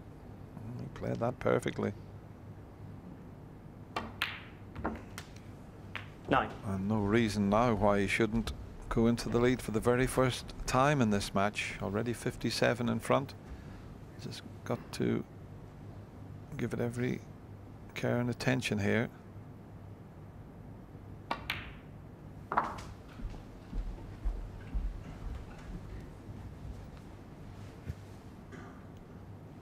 15.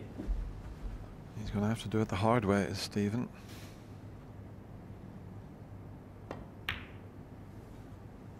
$16.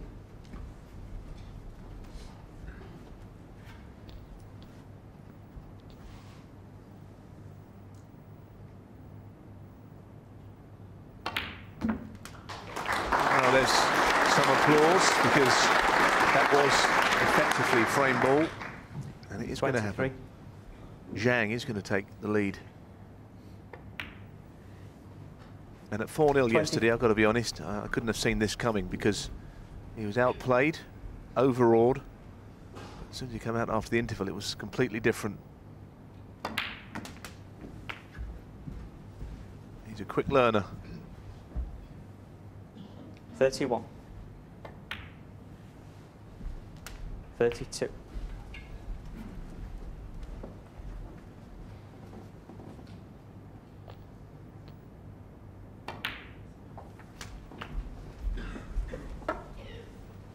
Yeah, you just mentioned quick learner, Neil. Do you remember we used to say it would take at least 10 years to make a good snooker player from starting off to get to a top amateur level? And here's this young man, just 18 years of age, playing at the Crucible Theatre and going ahead of the legend and 7 times former champion Stephen Hendry. 46. What a performance.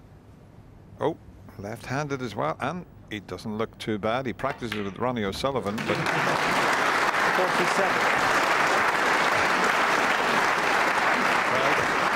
The Crucible crowd like that little switch of hands. He looked exactly the same, didn't he? A lot of the young players can do that now. 54. Well, we're seeing a new star here. 55. The first time I used to play left-handed at the Crucible, I remember a fellow from Liverpool sent me a letter and he said, "Dennis, that's brilliant." He said, "I'd give him a left arm to be ambidextrous."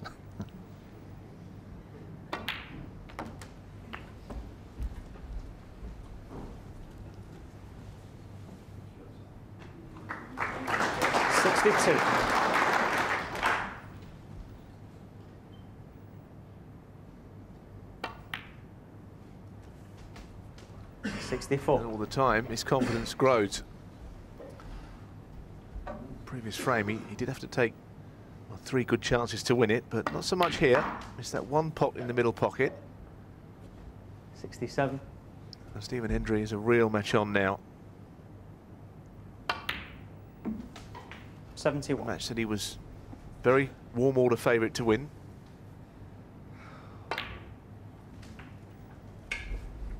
76. There were people that thought Zhang could go on and win, and now we know why they thought it.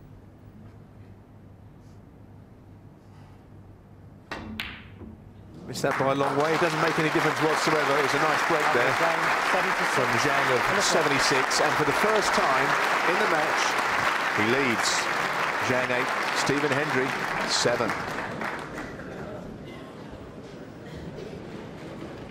Thank you, frame 16. Stephen Hendry to break.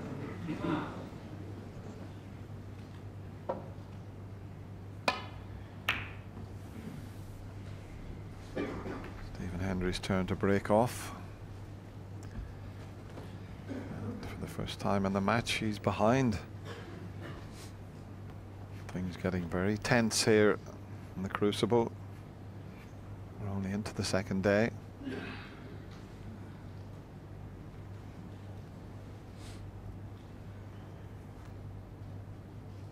Got to be careful he doesn't push a red over the left corner.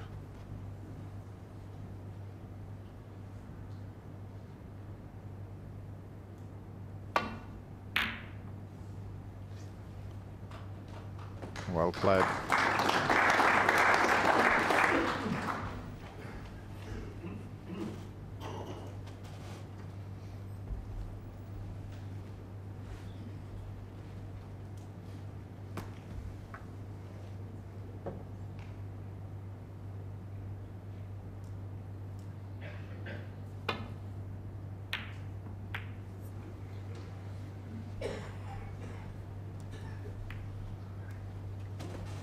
Stephen just looking anxiously to see whether Zhang can get to the 2 reds. He can't, certainly not to pop them.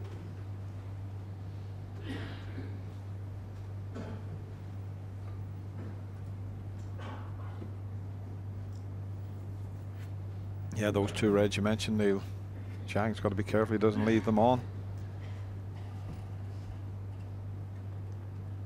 The yellow and brown's a pretty good target to get in behind, and I'm sure that's what he's...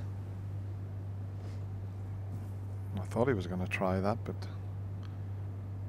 is he having a go at the pot here?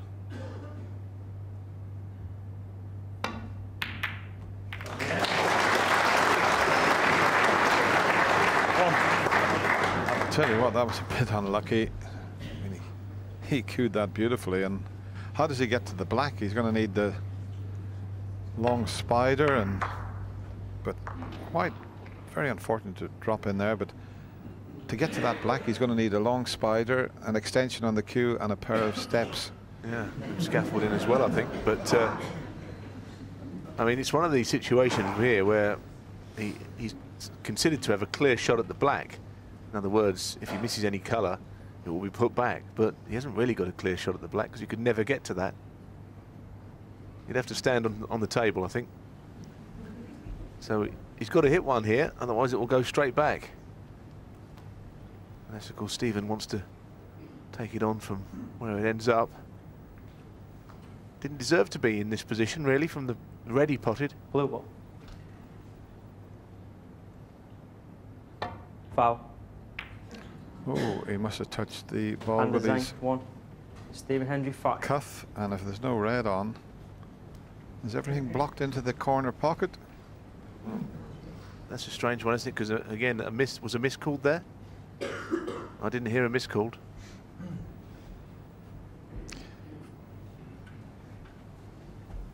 We had this, didn't we, earlier in the season?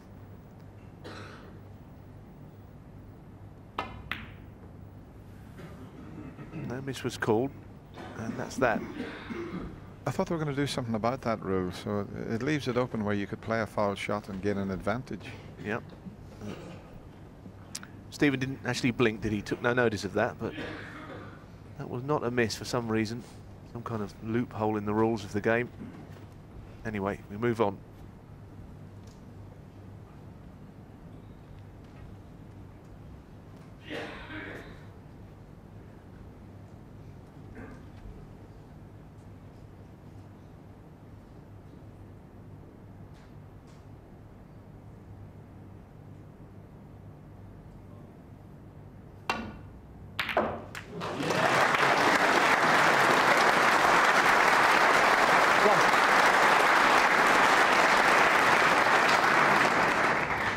He's a little tiger, this one, eh?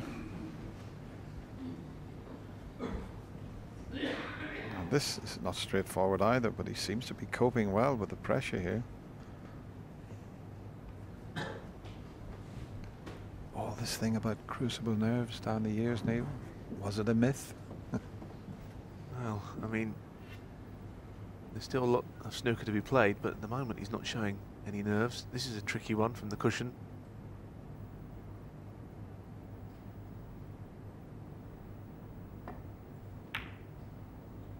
Well, there's an example of how he plays them. He just drops them in. He relies on the table being level and true.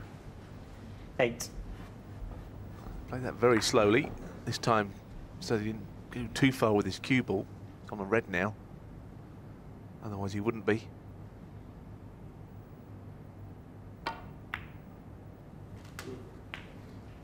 No. He's playing all the snooker, Dennis, in this match at the moment, isn't he? He's not doing much wrong. Okay, it'll like to have been on the blue to get it back on the spot, but the green is the better choice to get him up to the reds.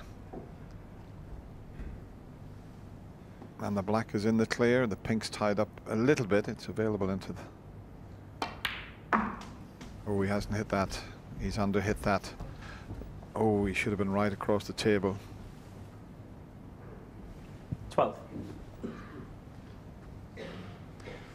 Anywhere in that circle there, and he would have had a choice of reds. He just under hit that.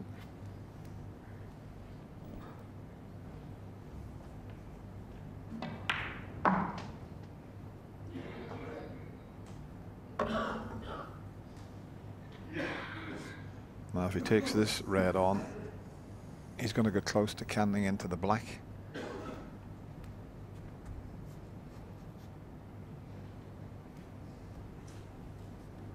I don't think it's a natural angle to pot the red and cannon the black towards the left corner pocket. He's just looking to see if he could possibly do that, or if there is a gap between the black and the red. But if he goes between the gap, he could leave the pink on for the right corner. Key shot coming up here. He's got the cannon. He's got the cannon. He played it well. 30. Yeah, terrific shot, and just more evidence not only of his skill but his temperament, because he did finish woefully short on the green previously, but it didn't really affect him. Just gets on with the game. Accepts that mistakes will be made. A bit short of speed again. He may well be on one. 20. Yeah, I think it's understandable. He's coming up a little bit short with the tension and pressure that's on him, but he's coping well with it. He'll have to go up for the green or blue again here.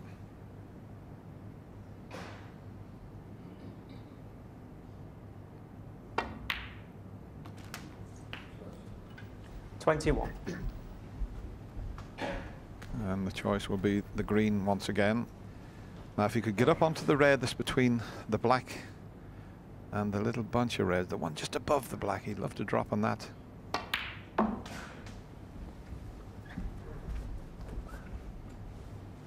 He's just not getting himself into the perfect position. 24.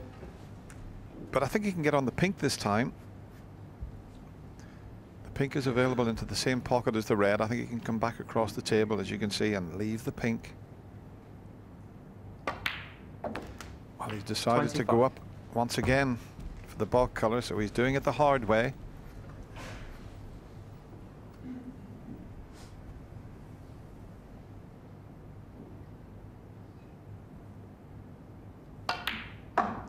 Now he's got up on that red I mentioned. Now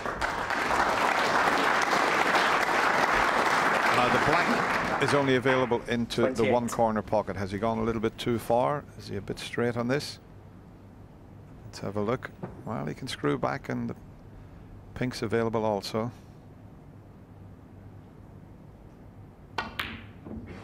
Well, he twitched on that one. He really did. That was a bit of tension crept in there. Yeah, I think the angle, as you said, Dennis, was just slightly wrong. He almost tried to use the pocket here to hold for the black. If he'd put it in the middle of the corner pocket, the cube would have gone further up the table. But you've got to get those.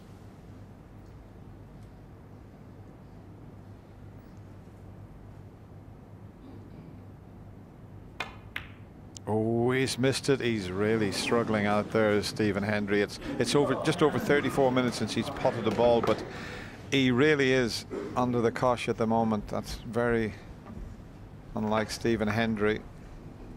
We thought he'd get a little bit stronger here when the question was asked, but he's let his young opponent off the hook there.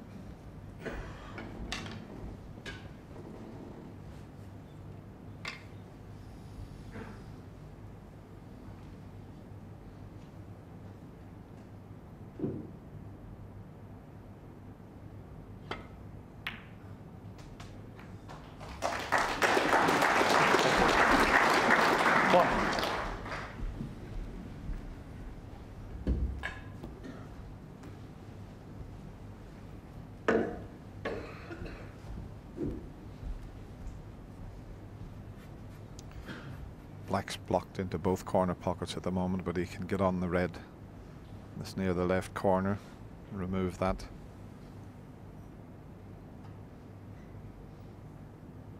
I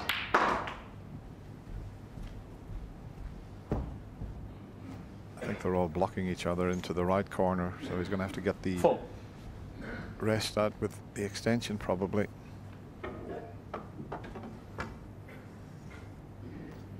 Covering each other there, so it wasn't a great shot he played there.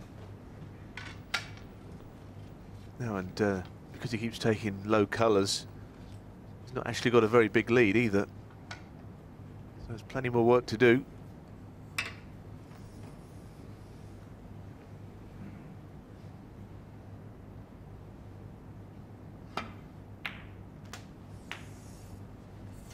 Played that with loads aside to 5. hold for the pink.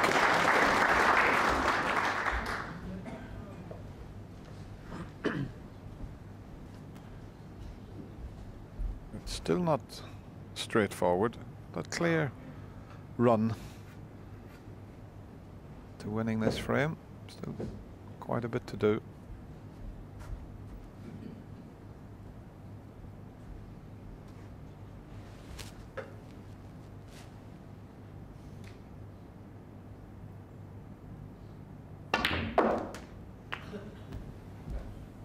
Beautifully played.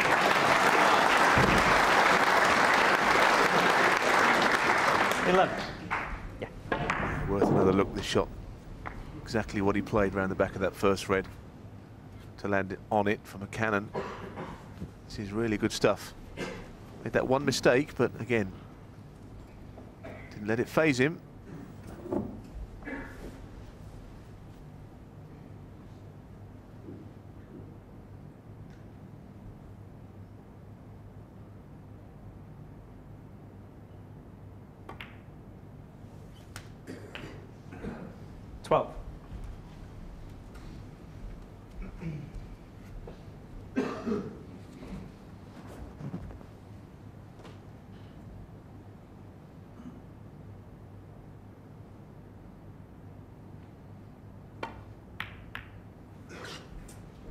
Well, this time the cannon has gone slightly wrong. So still plenty on. 90. Stephen has been completely frozen out.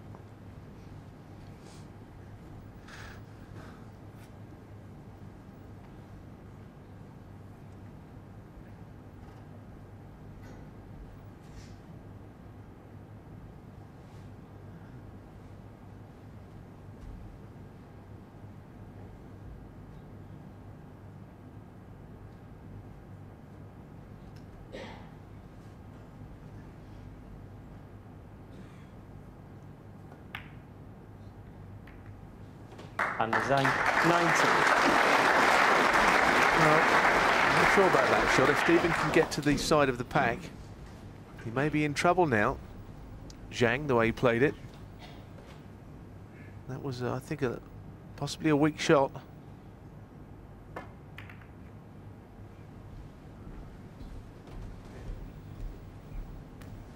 Yeah, I think I'm with you, Neil. There was a shot on that he could have played safe off the red and knocked the black onto the side cushion, and he tried to get the snooker there and put himself in a little bit of trouble.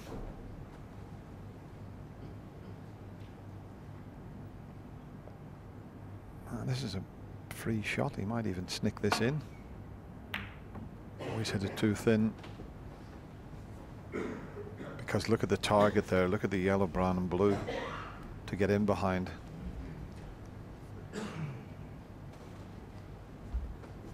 Stephen had a look to see if that red would go into the corner pocket, but he'll be taking the white up towards those three colours I mentioned.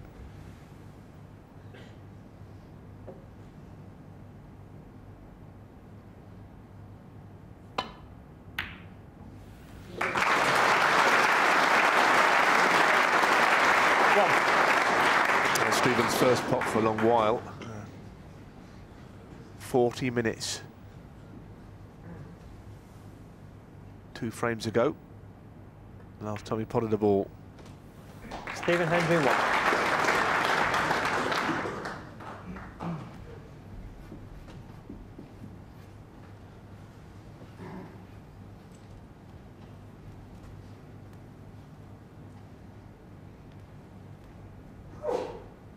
Somehow he's got to try and get in behind the red that's near the cushion. Twice across the table would get him there, but he'd have to be very precise.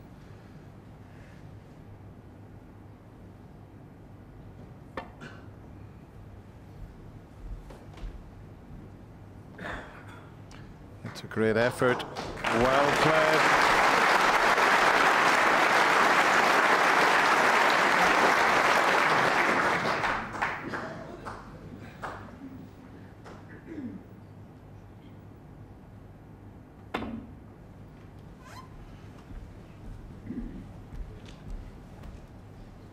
Back in trouble again.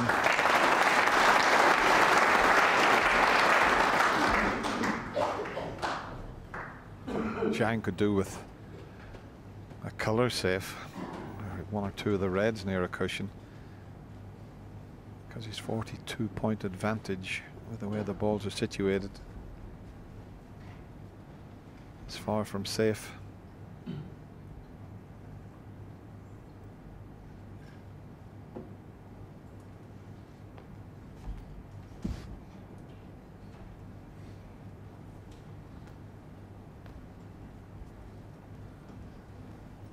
It's more difficult this time because he hasn't got a red near the cushion to land on. If he tries to land on the one next to the black, it could go wrong.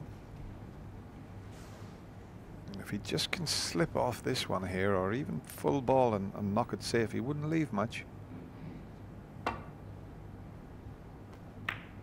That's not bad. Well, I'd say it's not bad. He may have left the red next to the pink.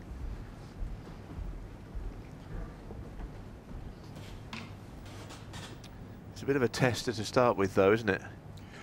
In fact, the other one might eat pot also. A couple of reds to go at, so.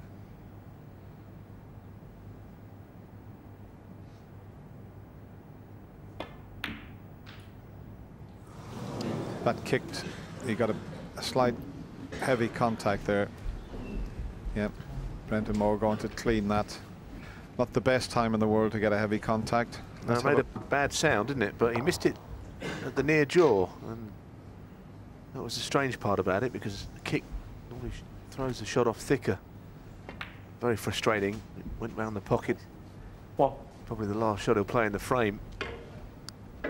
That really is frustration. There's the scoreboard that the players can see from their seat in the arena.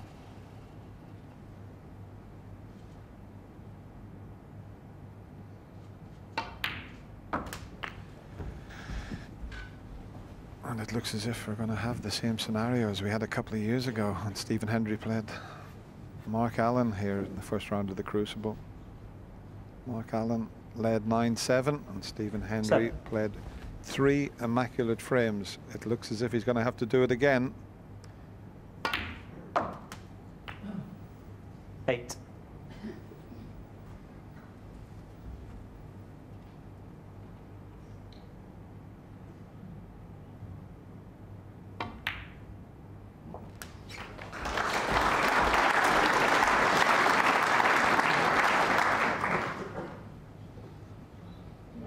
Quick glance at the scoreboard. He'd like to get rid of this red to make absolutely certain of the frame.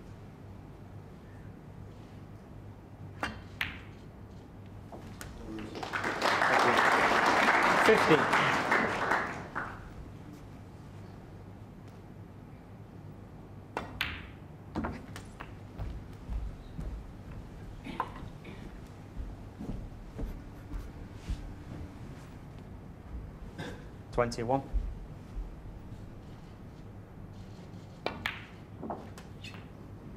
22.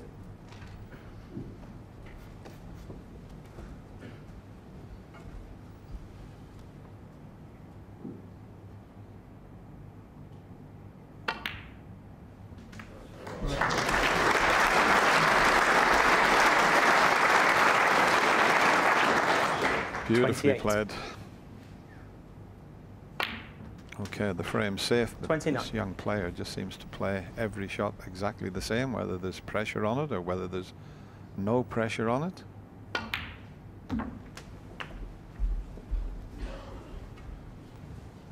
And this would be a big upset. 35. Win this match. 37. There will be a terrific amount of pressure on him to get over the line. These qualifiers, he's done it under pressure, and now he's going to have to do it here at the Crucible Theatre. 44.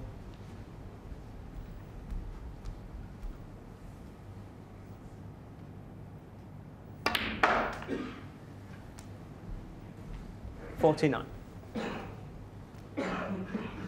Another left-handed shot. Oh, he got a kick. What a performance. He was 7-5 behind. He's won 4 frames in a row, and now he's just 1 frame away from a terrific upset here. He leads 9-7. And a Zhang to break. Thank you.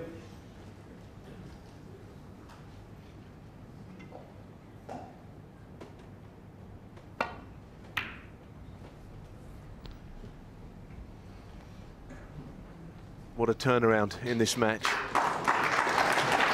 Stephen Hendry led 4-0 yesterday, and it looked like a man against a boy, to be honest, at that stage.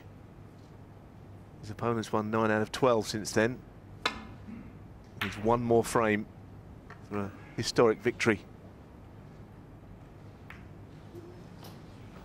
And that safety shot has not worked for Stephen. Hitting the brown. Zhang's got his hand on the table here to play the first red. And what a tester for the young man. Make no mistake, he looks pretty cool, but inside there'll be a lot of tension there. What a famous victory this would be, and this very first shot might tell us something. He's so good at this particular type of pot. Let's see what happens.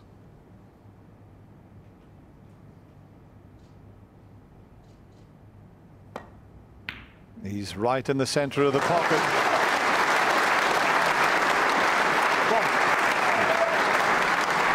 A very generous round of applause. They're very knowledgeable at the Crucible Theatre. They know that this young man's under quite a bit of pressure here, but he's coping well.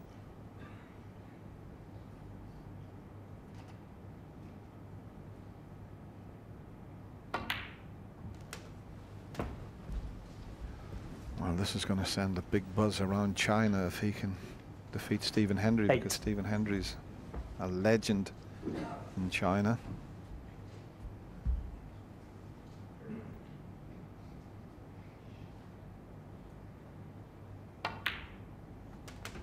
Nine. And now he'll go into them because he's got that red near the left corner as a bit of insurance, and if this split opens nicely and he develops quite a few of the reds, he's guaranteed to be on a red. He'd be very unlucky not to be. So how many of these reds will he open up?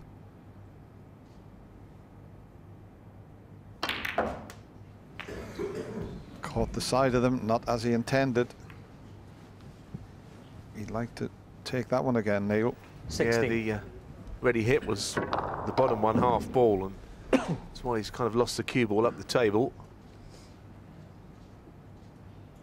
This next red will be tricky. The one that he's close to, I think it'll pot into the left corner, which is horrible. Where it is, though.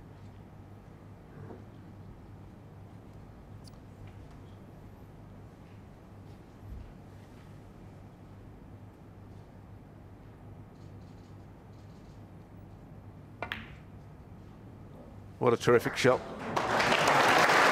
Well, he's unthinkable, but does the black go? It just about does. He had a little anxious look round as if he'd miscalculated there.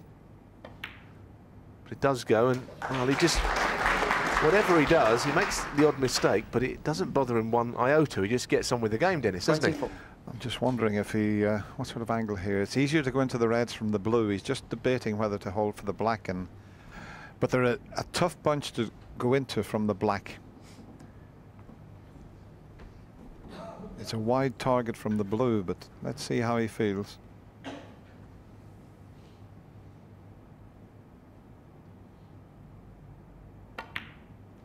Now this is the key shot. 25. This is a much tougher shot than had he have played for the blue.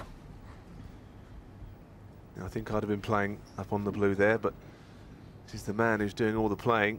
Can't argue with him at the moment, but this is a big shot, and that man hopes to get another chance in this match.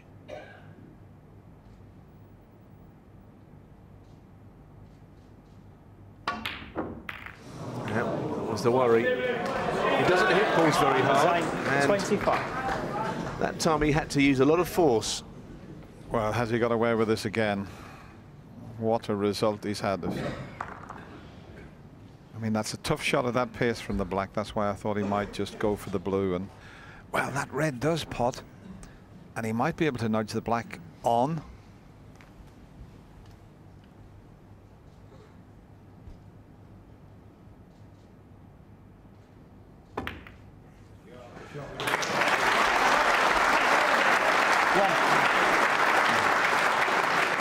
Now then, Stephen Hendry will have to call on his vast experience now.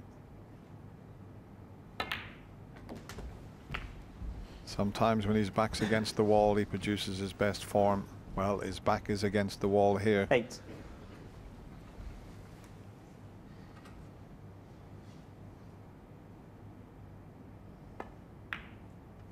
I was just thinking that 9. I didn't see him going down without a whimper, really. Always was going to fight back, given the chance. Wasn't guaranteed to get back to the table at the start of this frame.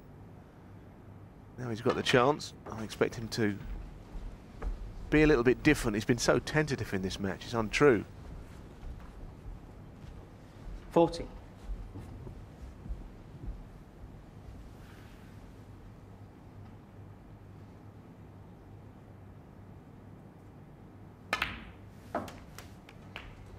$50. Well, he hasn't come back far enough. He's still okay. There's a couple of reds that'll go to the right corner, but always nice to get a bit closer to them.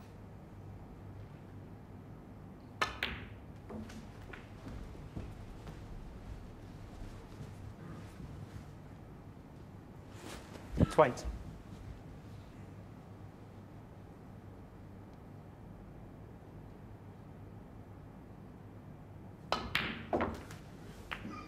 $21. Wanted that white a bit further out into the table, keep things simpler.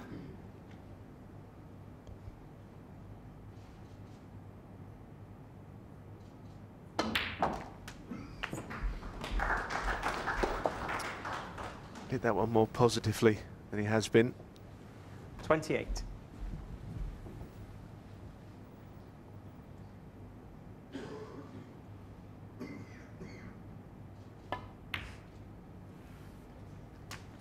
$29.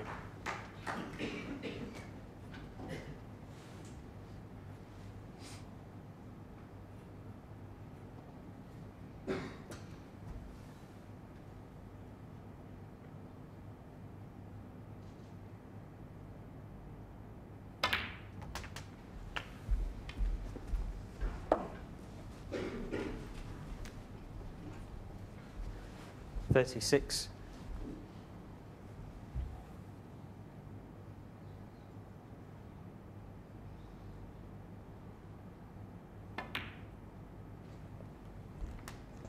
$37.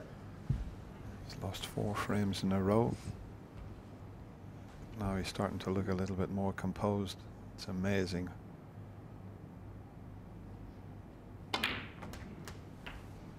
Something kicks in with Stephen Hendry when he's put under extreme pressure.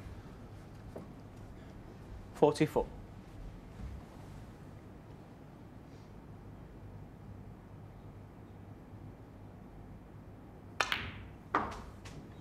$45. I can hear a pin drop at the crucible at the moment.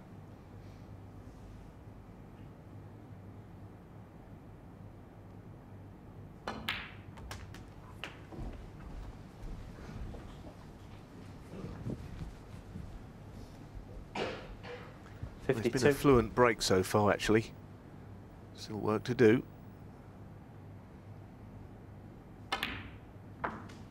53.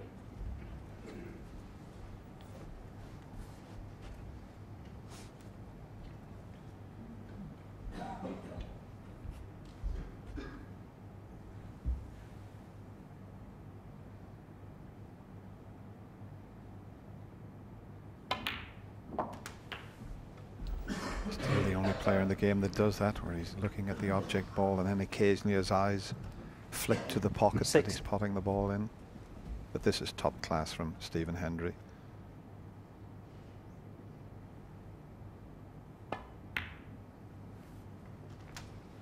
61.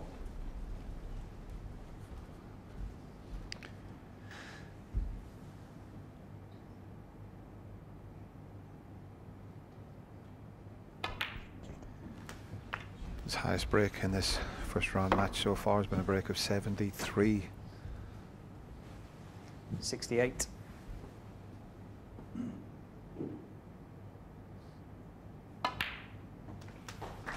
69.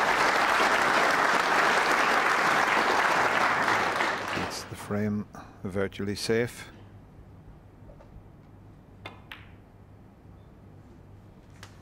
And I'm nearly sure, I mentioned a couple of years ago against Mark Allen when he was 9-7 down, I'm sure he made 1 or 2 century breaks 76. on his way to winning the last 3 frames. And there's every chance he could make a century break here. He's made 746 centuries in his career, way ahead of anyone else. Ronnie O'Sullivan, a couple of 100 centuries behind him. And look at this for a shot. Have a look at that for a positional shot. 84. It's a brilliant shot. And I expected 86. this somehow, should he get the chance, to see a different Stephen. It's only 1 frame and he's still 1 down with 2 to play. If he can get a 100 break here, it'll be the 10th 89. of the championship. And we're only in day 2 now. We had a record number of centuries last year.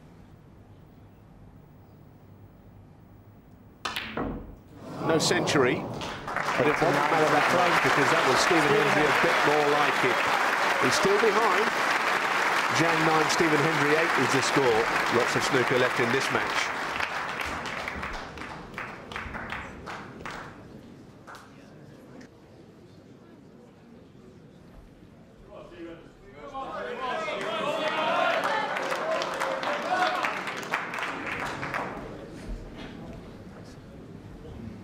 Frame 18. Stephen Hendry to break.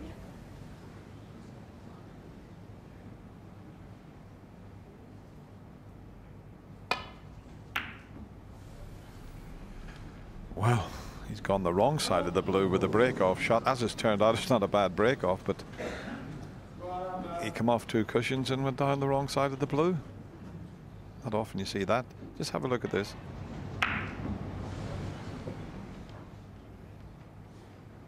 In fact, as it's turned out, it's a pretty good break-off. Only 1 red that he could possibly take on, but the black's not available. The pink might be available, but we know what he's like at floating these type of shots into the pocket. Ooh, it's risky.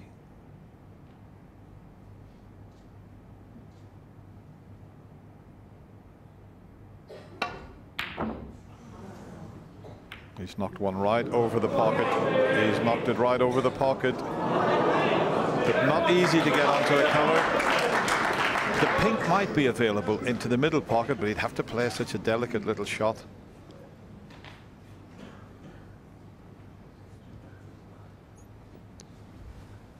He can play this with a lot of pace or a delicate little one to leave the pink. It just depends how he feels. Well, he's trusting to luck. And how's his luck? 1. I knew he wasn't going to play the shot you said, Dennis, because he didn't actually have a look at the pink in the middle. But it was on, wasn't it? And the shot that he played into the pack, he missed by quite a way. Anyway, end of break. You can't fault him for being a little more aggressive because there's not been too much of that in this game, in this match. Now that he's in big trouble, maybe he'll see it differently.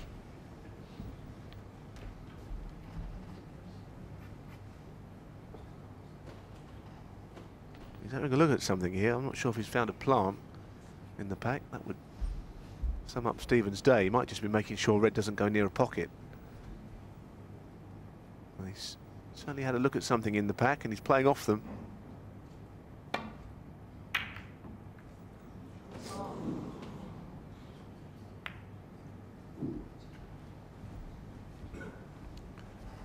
The green and brown are a perfect target now to try and get in behind. In fact, he might be able to pot a red and play a similar shot up towards the green and brown, but there is a red will cut.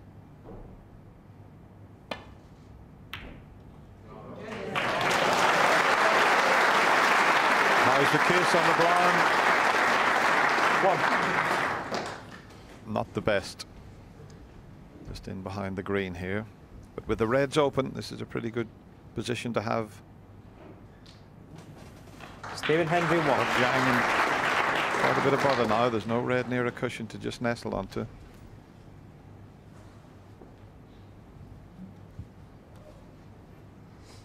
And it's a very delicate one to nestle onto the couple of reds that's behind the pink.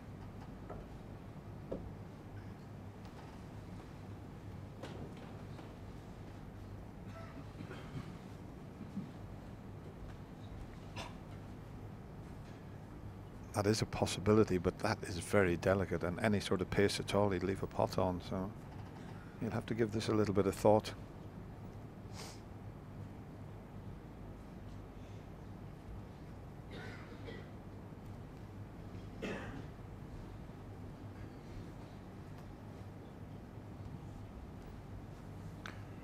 Well, this could go wrong twice across.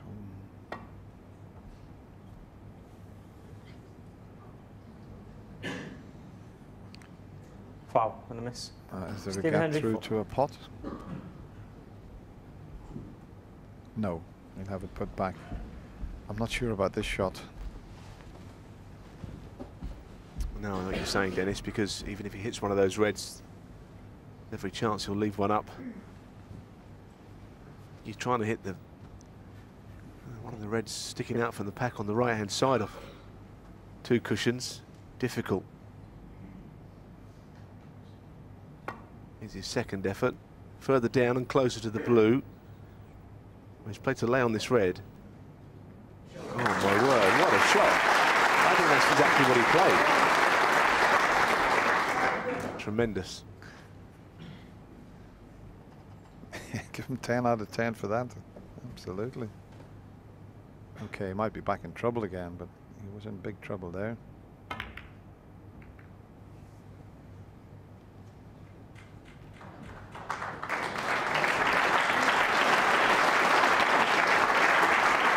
As I mentioned before, the green and brown are in the perfect spot there to get in behind.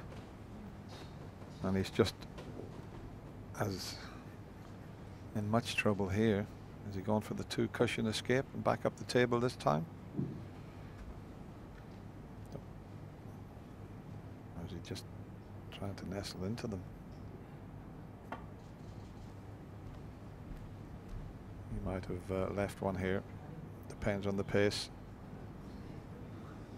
Foul and a miss. It's not a bad red to land on, because he won't be leaving anything. So Just got to make the adjustment, as was the case earlier. You can learn from the previous shot, move across the line a little bit, and maybe he'll get this time.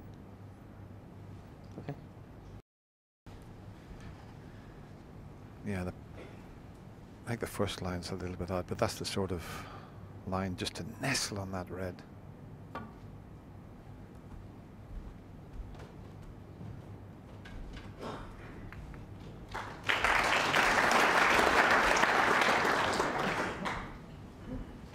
Have we got a contender for Angles McManus, Alan Angles McManus, who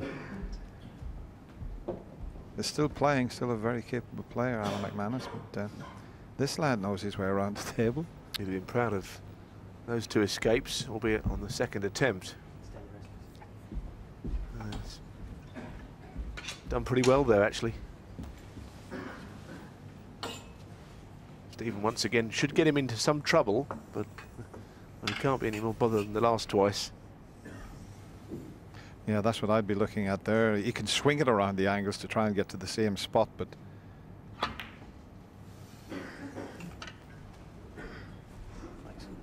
not quite this time. He's left an escape route down the table, and he's also left a possible pot, but not easy to get on a colour.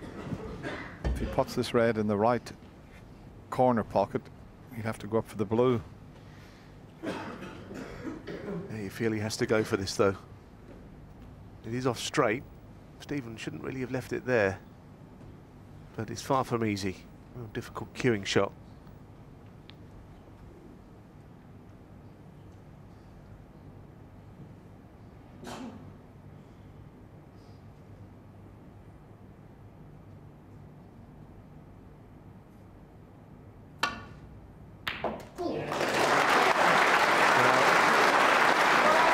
He's knocked in a few of those in this match like that, into that pocket.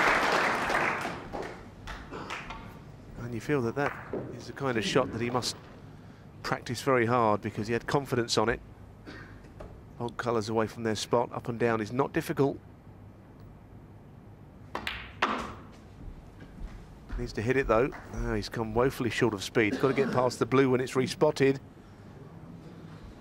Oh, if he's held the spot, he's lucky. Otherwise, he's unlucky. I think he can get to the red, but it was short of speed.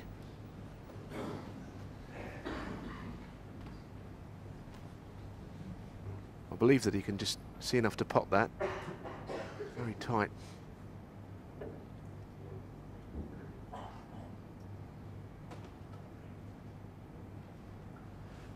Once again, he would have to try and screw back for the blue, unless he could see enough of another red to pot and cannon the black again. We've seen him do that earlier this evening, and he pulled off a cracking shot where he potted a red and developed the black. But,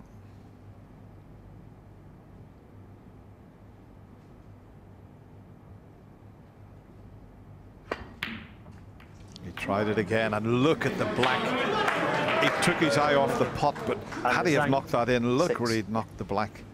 But now, Stephen Hendry, who made a break of 89 in the previous frame, he's got a terrific chance again here.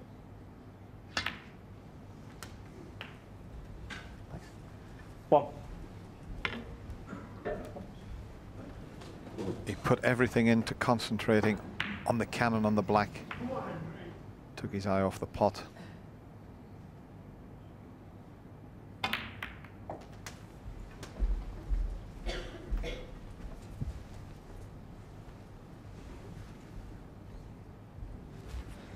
Eight.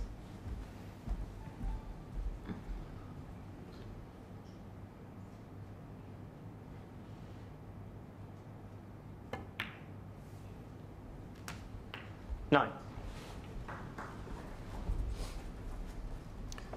He doesn't have to, but he might cannon the two reds just to stop this cue ball. He'd have a choice of 3 or 4 reds here. Just a delicate little cannon needed.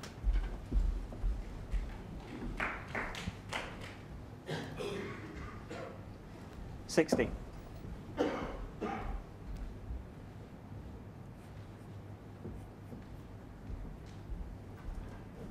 He's got lots of choices here. Literally 3 comfortable reds that he can play. One of them queuing awkwardly. Something he doesn't like about any of them, though. Yeah, he cannoned the one red. He wanted to cannon them both, and then he wouldn't have been hampered slightly.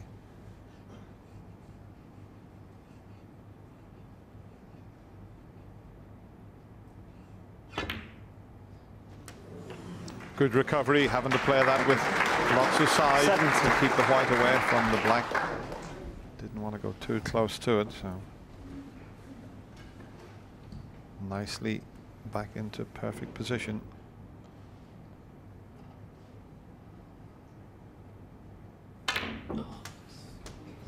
Well, that must have been a kick. It sounded terrible. Almost sounded like a bit of a miscue, but I think it was a kick. And that was a shocker. Look at this. Well, that jumped. 24. Almost saw sparks flying up there. That was a terrible kick. And this is now a difficult shot. Not dwelling on what happened the previous shot with this. Very good shot. Well done. 25. Well, that's the sign of a true champion, to just get down and knock that straight in the pocket after what happened there. It's an inner strength that Stephen Hendry must have, and all that vast experience, and he looked out of sorts earlier this 32. evening, and now he looks in superb form. 33.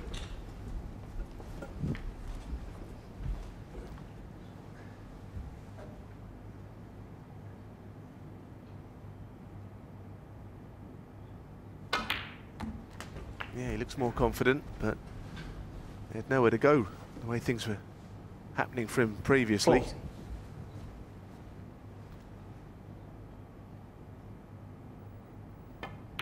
The fighter in him had finally come out. 41. Yeah, and he knows that his young, unexperienced player to get over the line is so tough, and Stephen knows that also. And he had a chance, and he could have quite easily have won the match. Yeah, that would to be 10-7. Yeah, yeah. And I think, you know, looking back, maybe the match is far from over, but that he maybe had to get that chance out of the way and win quickly. First time of asking, because it won't get any easier from here, that's for sure, even if he does get a good chance. On the way Stephen Hendry's playing now, 48. will he get that chance?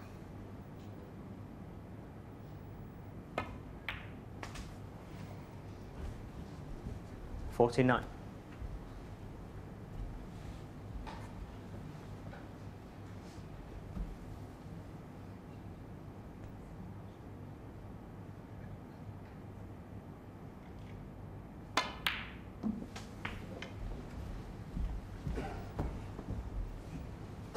Has he overrun that?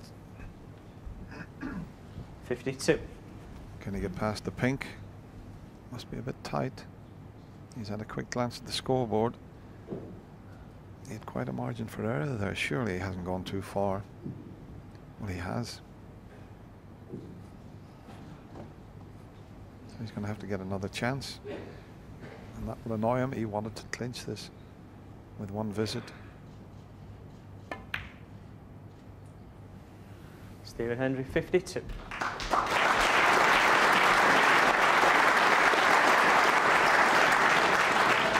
Going to have to wait for another chance, but firmly in the driving seat to level at 9-all.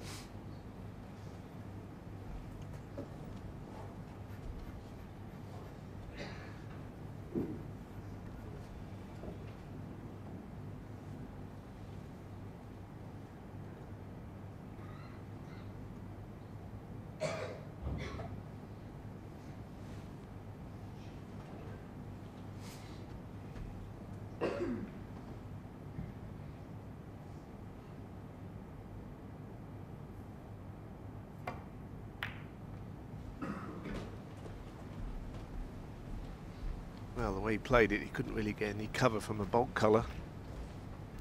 Always going to leave something for Stephen. Will he fancy this long red? I don't think he particularly fancies anything at long range at the minute, but in the balls he's still okay. And this is a bit of a tester for him.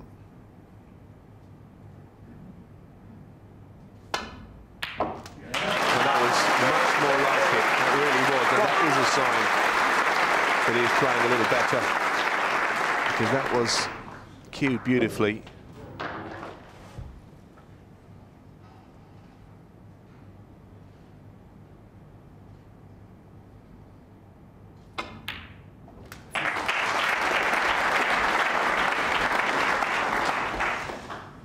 Well, this is different class from Stephen Hendry. He really has dug very deep. Look at the determination there.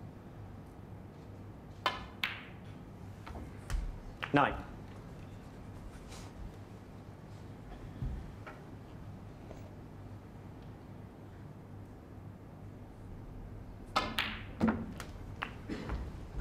This is the best he's cued in the whole match.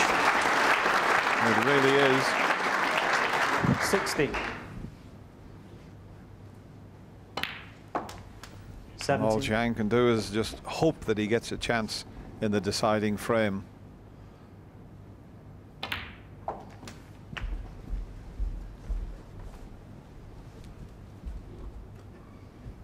24.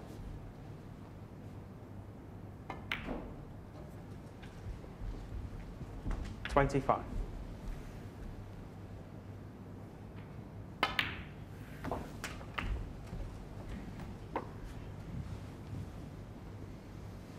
31.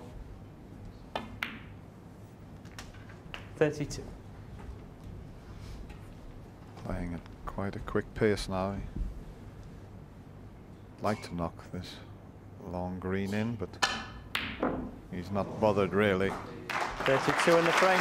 Another great performance from the 7 times former champion. Breaks at 52 and 32, and we're all square at 9 frame each. It's going to be a 1-frame shootout.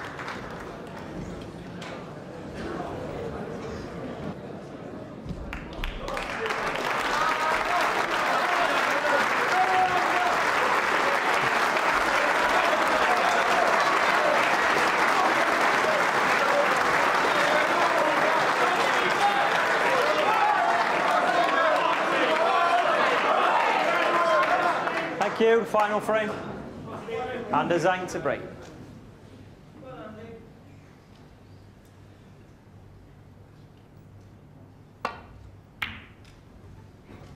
There's the first decider of this championship, 2010. And it's a match where, well, Hendry was like a sleeping giant for a while, not really playing, looked a little bit tentative, and he's got his aggression back to get to 9-all, and he's got an immediate chance here from the break.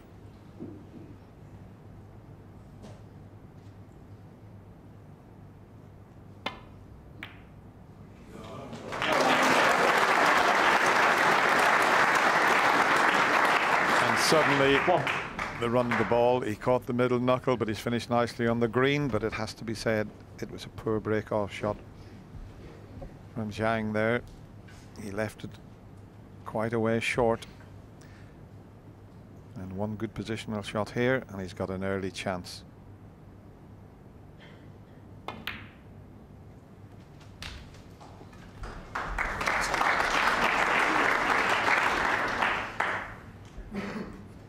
Obviously a little bit of tension. He's broke off very well, caught them a little bit thick and didn't get the white up near the cushion.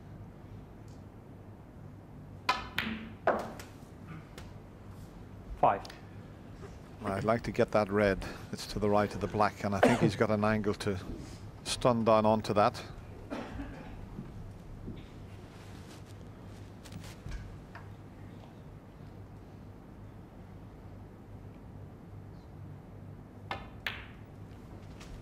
He could get there with rolling through, which was much easier to control the cue ball playing it that way.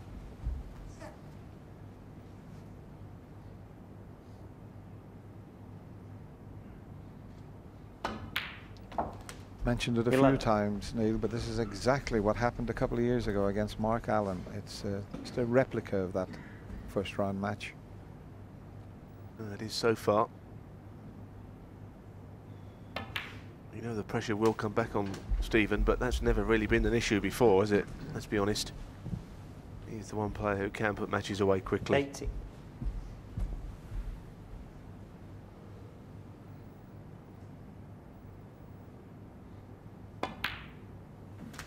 19.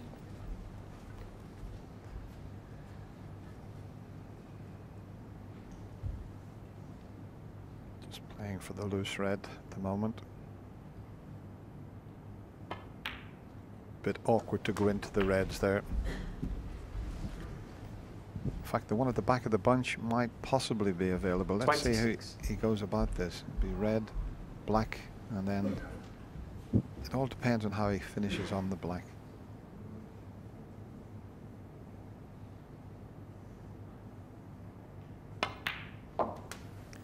$27.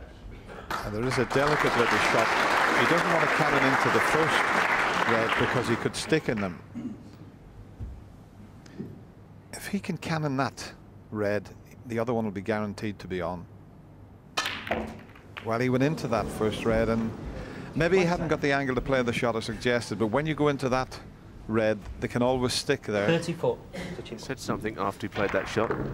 work out what it was, but he didn't swear or anything, but he was muttering something under his breath. Frustration, all it is. You can see that happening really on the shot. The Reds were never going to split that much.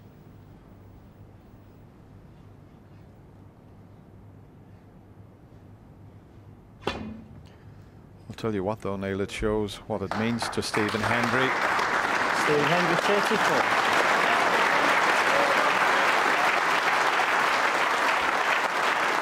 Oh, he's all fired up there. You can tell he wanted to win the frame with that one chance.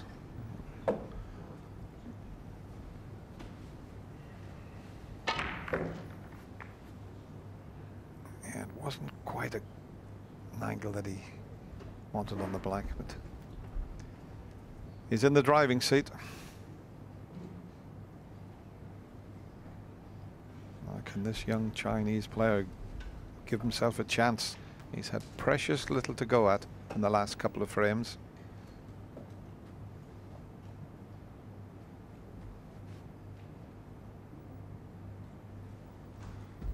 Well, he's playing out of a snooker. He has got a clear shot at a red. Playing around 2 cushions. It's quite firmly. Oh, he's gone into those hard, but that's okay. Stephen taps the table in appreciation.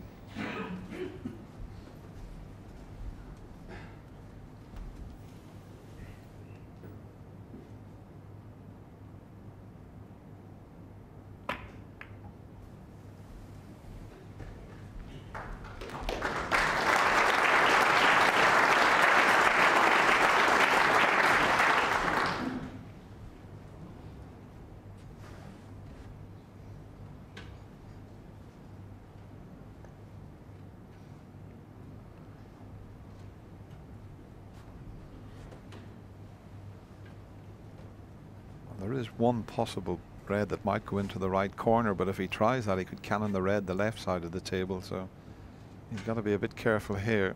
It's the one that he's taking on. He's got to make sure he misses the red the left side of the table.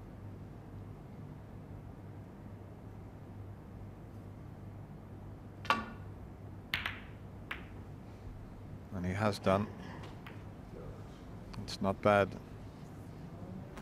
Yeah, I think Stephen was interested in the red that was coming across the table there, but eventually went into the black and stopped it from going over a pocket.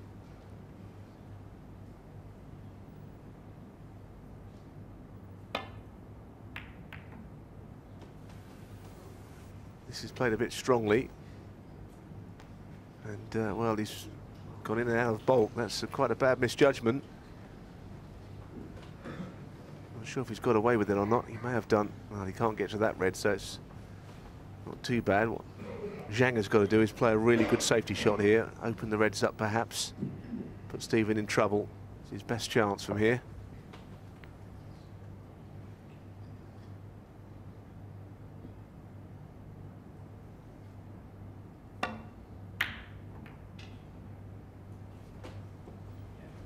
Oh, look where the reds come. But he's got a good cue ball. But how did that red spring out of the bunch and head up towards the middle pocket? But that was amazing, wasn't it? Because it missed everything on the way back. If anything, it's gone just too far down the table. I don't think Stephen can get to it and pot it in the middle. Well, it's too acute an angle anyway.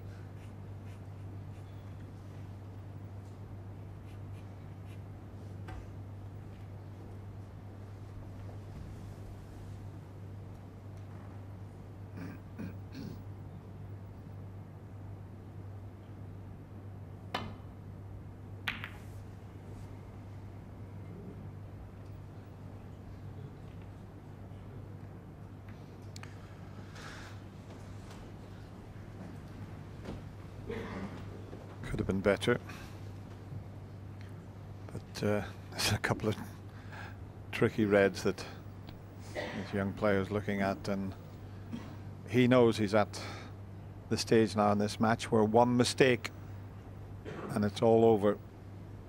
Yeah, I think one thing about Stephen, he shook his head there because he knows he's put it out of his hands. Just could be that he knocks a red in here and he gives himself a great chance. Zhang, Stephen knows it. You know, it's a big shot. There's a shot on to drop the red in and finish on the black, but oh, what a shot it is.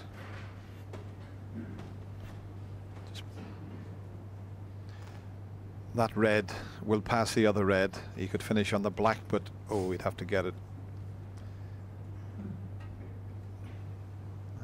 He's thinking long and hard, and maybe he's going to try and float this one in. Big shot.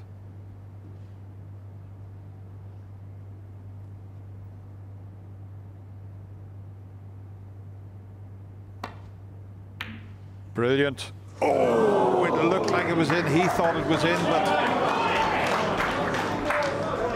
that was so close. And he was perfectly on the black. What a chance he would have had. Well, it was really close, this. Really close. Rattled in the jaws. Now, Stephen has had a rueful smile here. He's on the red that's comfortable into the right corner, but he can't see a way of getting onto a colour. Stephen was really smiling and shaking his head just then during that replay, as if to say, well, it's a chance, but hard to go on and win the frame from here. If he pots this red and doesn't get on the colour, he's got the problem with the red over the pocket for his opponent. Well, can he force it out and get somewhere near the pink?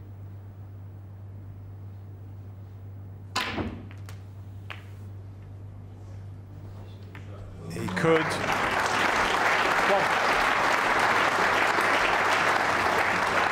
Now, a lot of pressure on every shot now.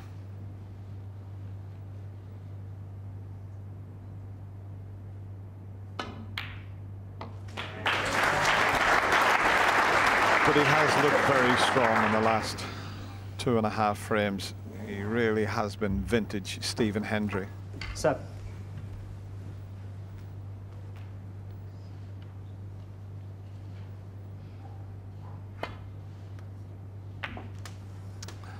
Not as intended. He wanted to be further out into the table. Still okay, but you got to keep it as simple as possible.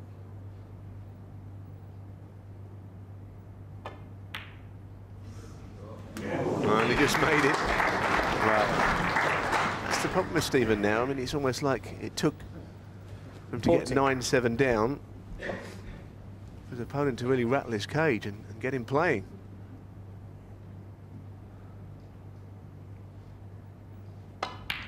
Well, he certainly got him playing. 15. Zhang looked like he could possibly win this match 10-7, but he's had very little chance. That was unlucky with the last attempt. But you can't take it away from Stephen Hendry. I still say he's the greatest player that's ever picked a snooker cue up.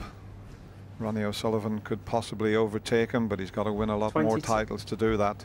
Ronnie, the most naturally gifted player we've ever had in the game, but this man has been the daddy of them all, I feel. That's my opinion. I wouldn't argue with it, Dennis.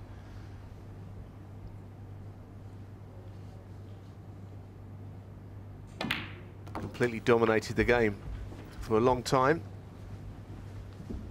First appeared here in 1986. 29. Willie Thorne beat him. Willie Thorne applauded him out of the arena. And it's almost roles reversed here, because I do feel now that he's very close to getting over the line.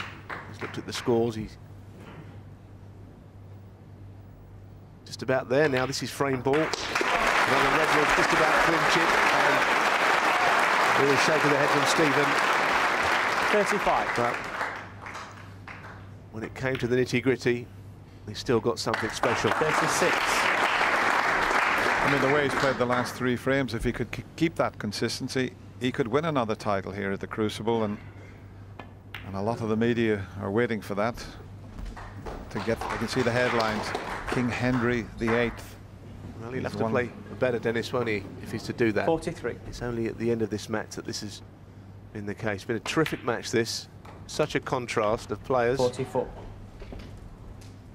Got to feel a bit sorry for the young Chinese sensation. He's been terrific in this match. And I'm sure we'll see a lot more of him. He's just 18 years of age. He'll 49. be very disappointed, but he'll have learned so much in his first visit to the Crucible. It's going to be Stephen Hendry, and he's had some good support here in the last few frames. He'd been asleep for most of the session, really, but all of a sudden, what an easy game it is. And I'm sure it would be a big relief to Stephen. It would have hurt him to lose this match. Well, there you are, that's it. Stephen Hendry has pulled back from 9-7 down to win 10 frames to 9. And he congratulates his opponent on a great match, and what a great match it was. The crowd are standing up to applaud two great players. Zhang, who we'll see plenty more of, and Stephen Hendry, who we'll see in the next round. Great match.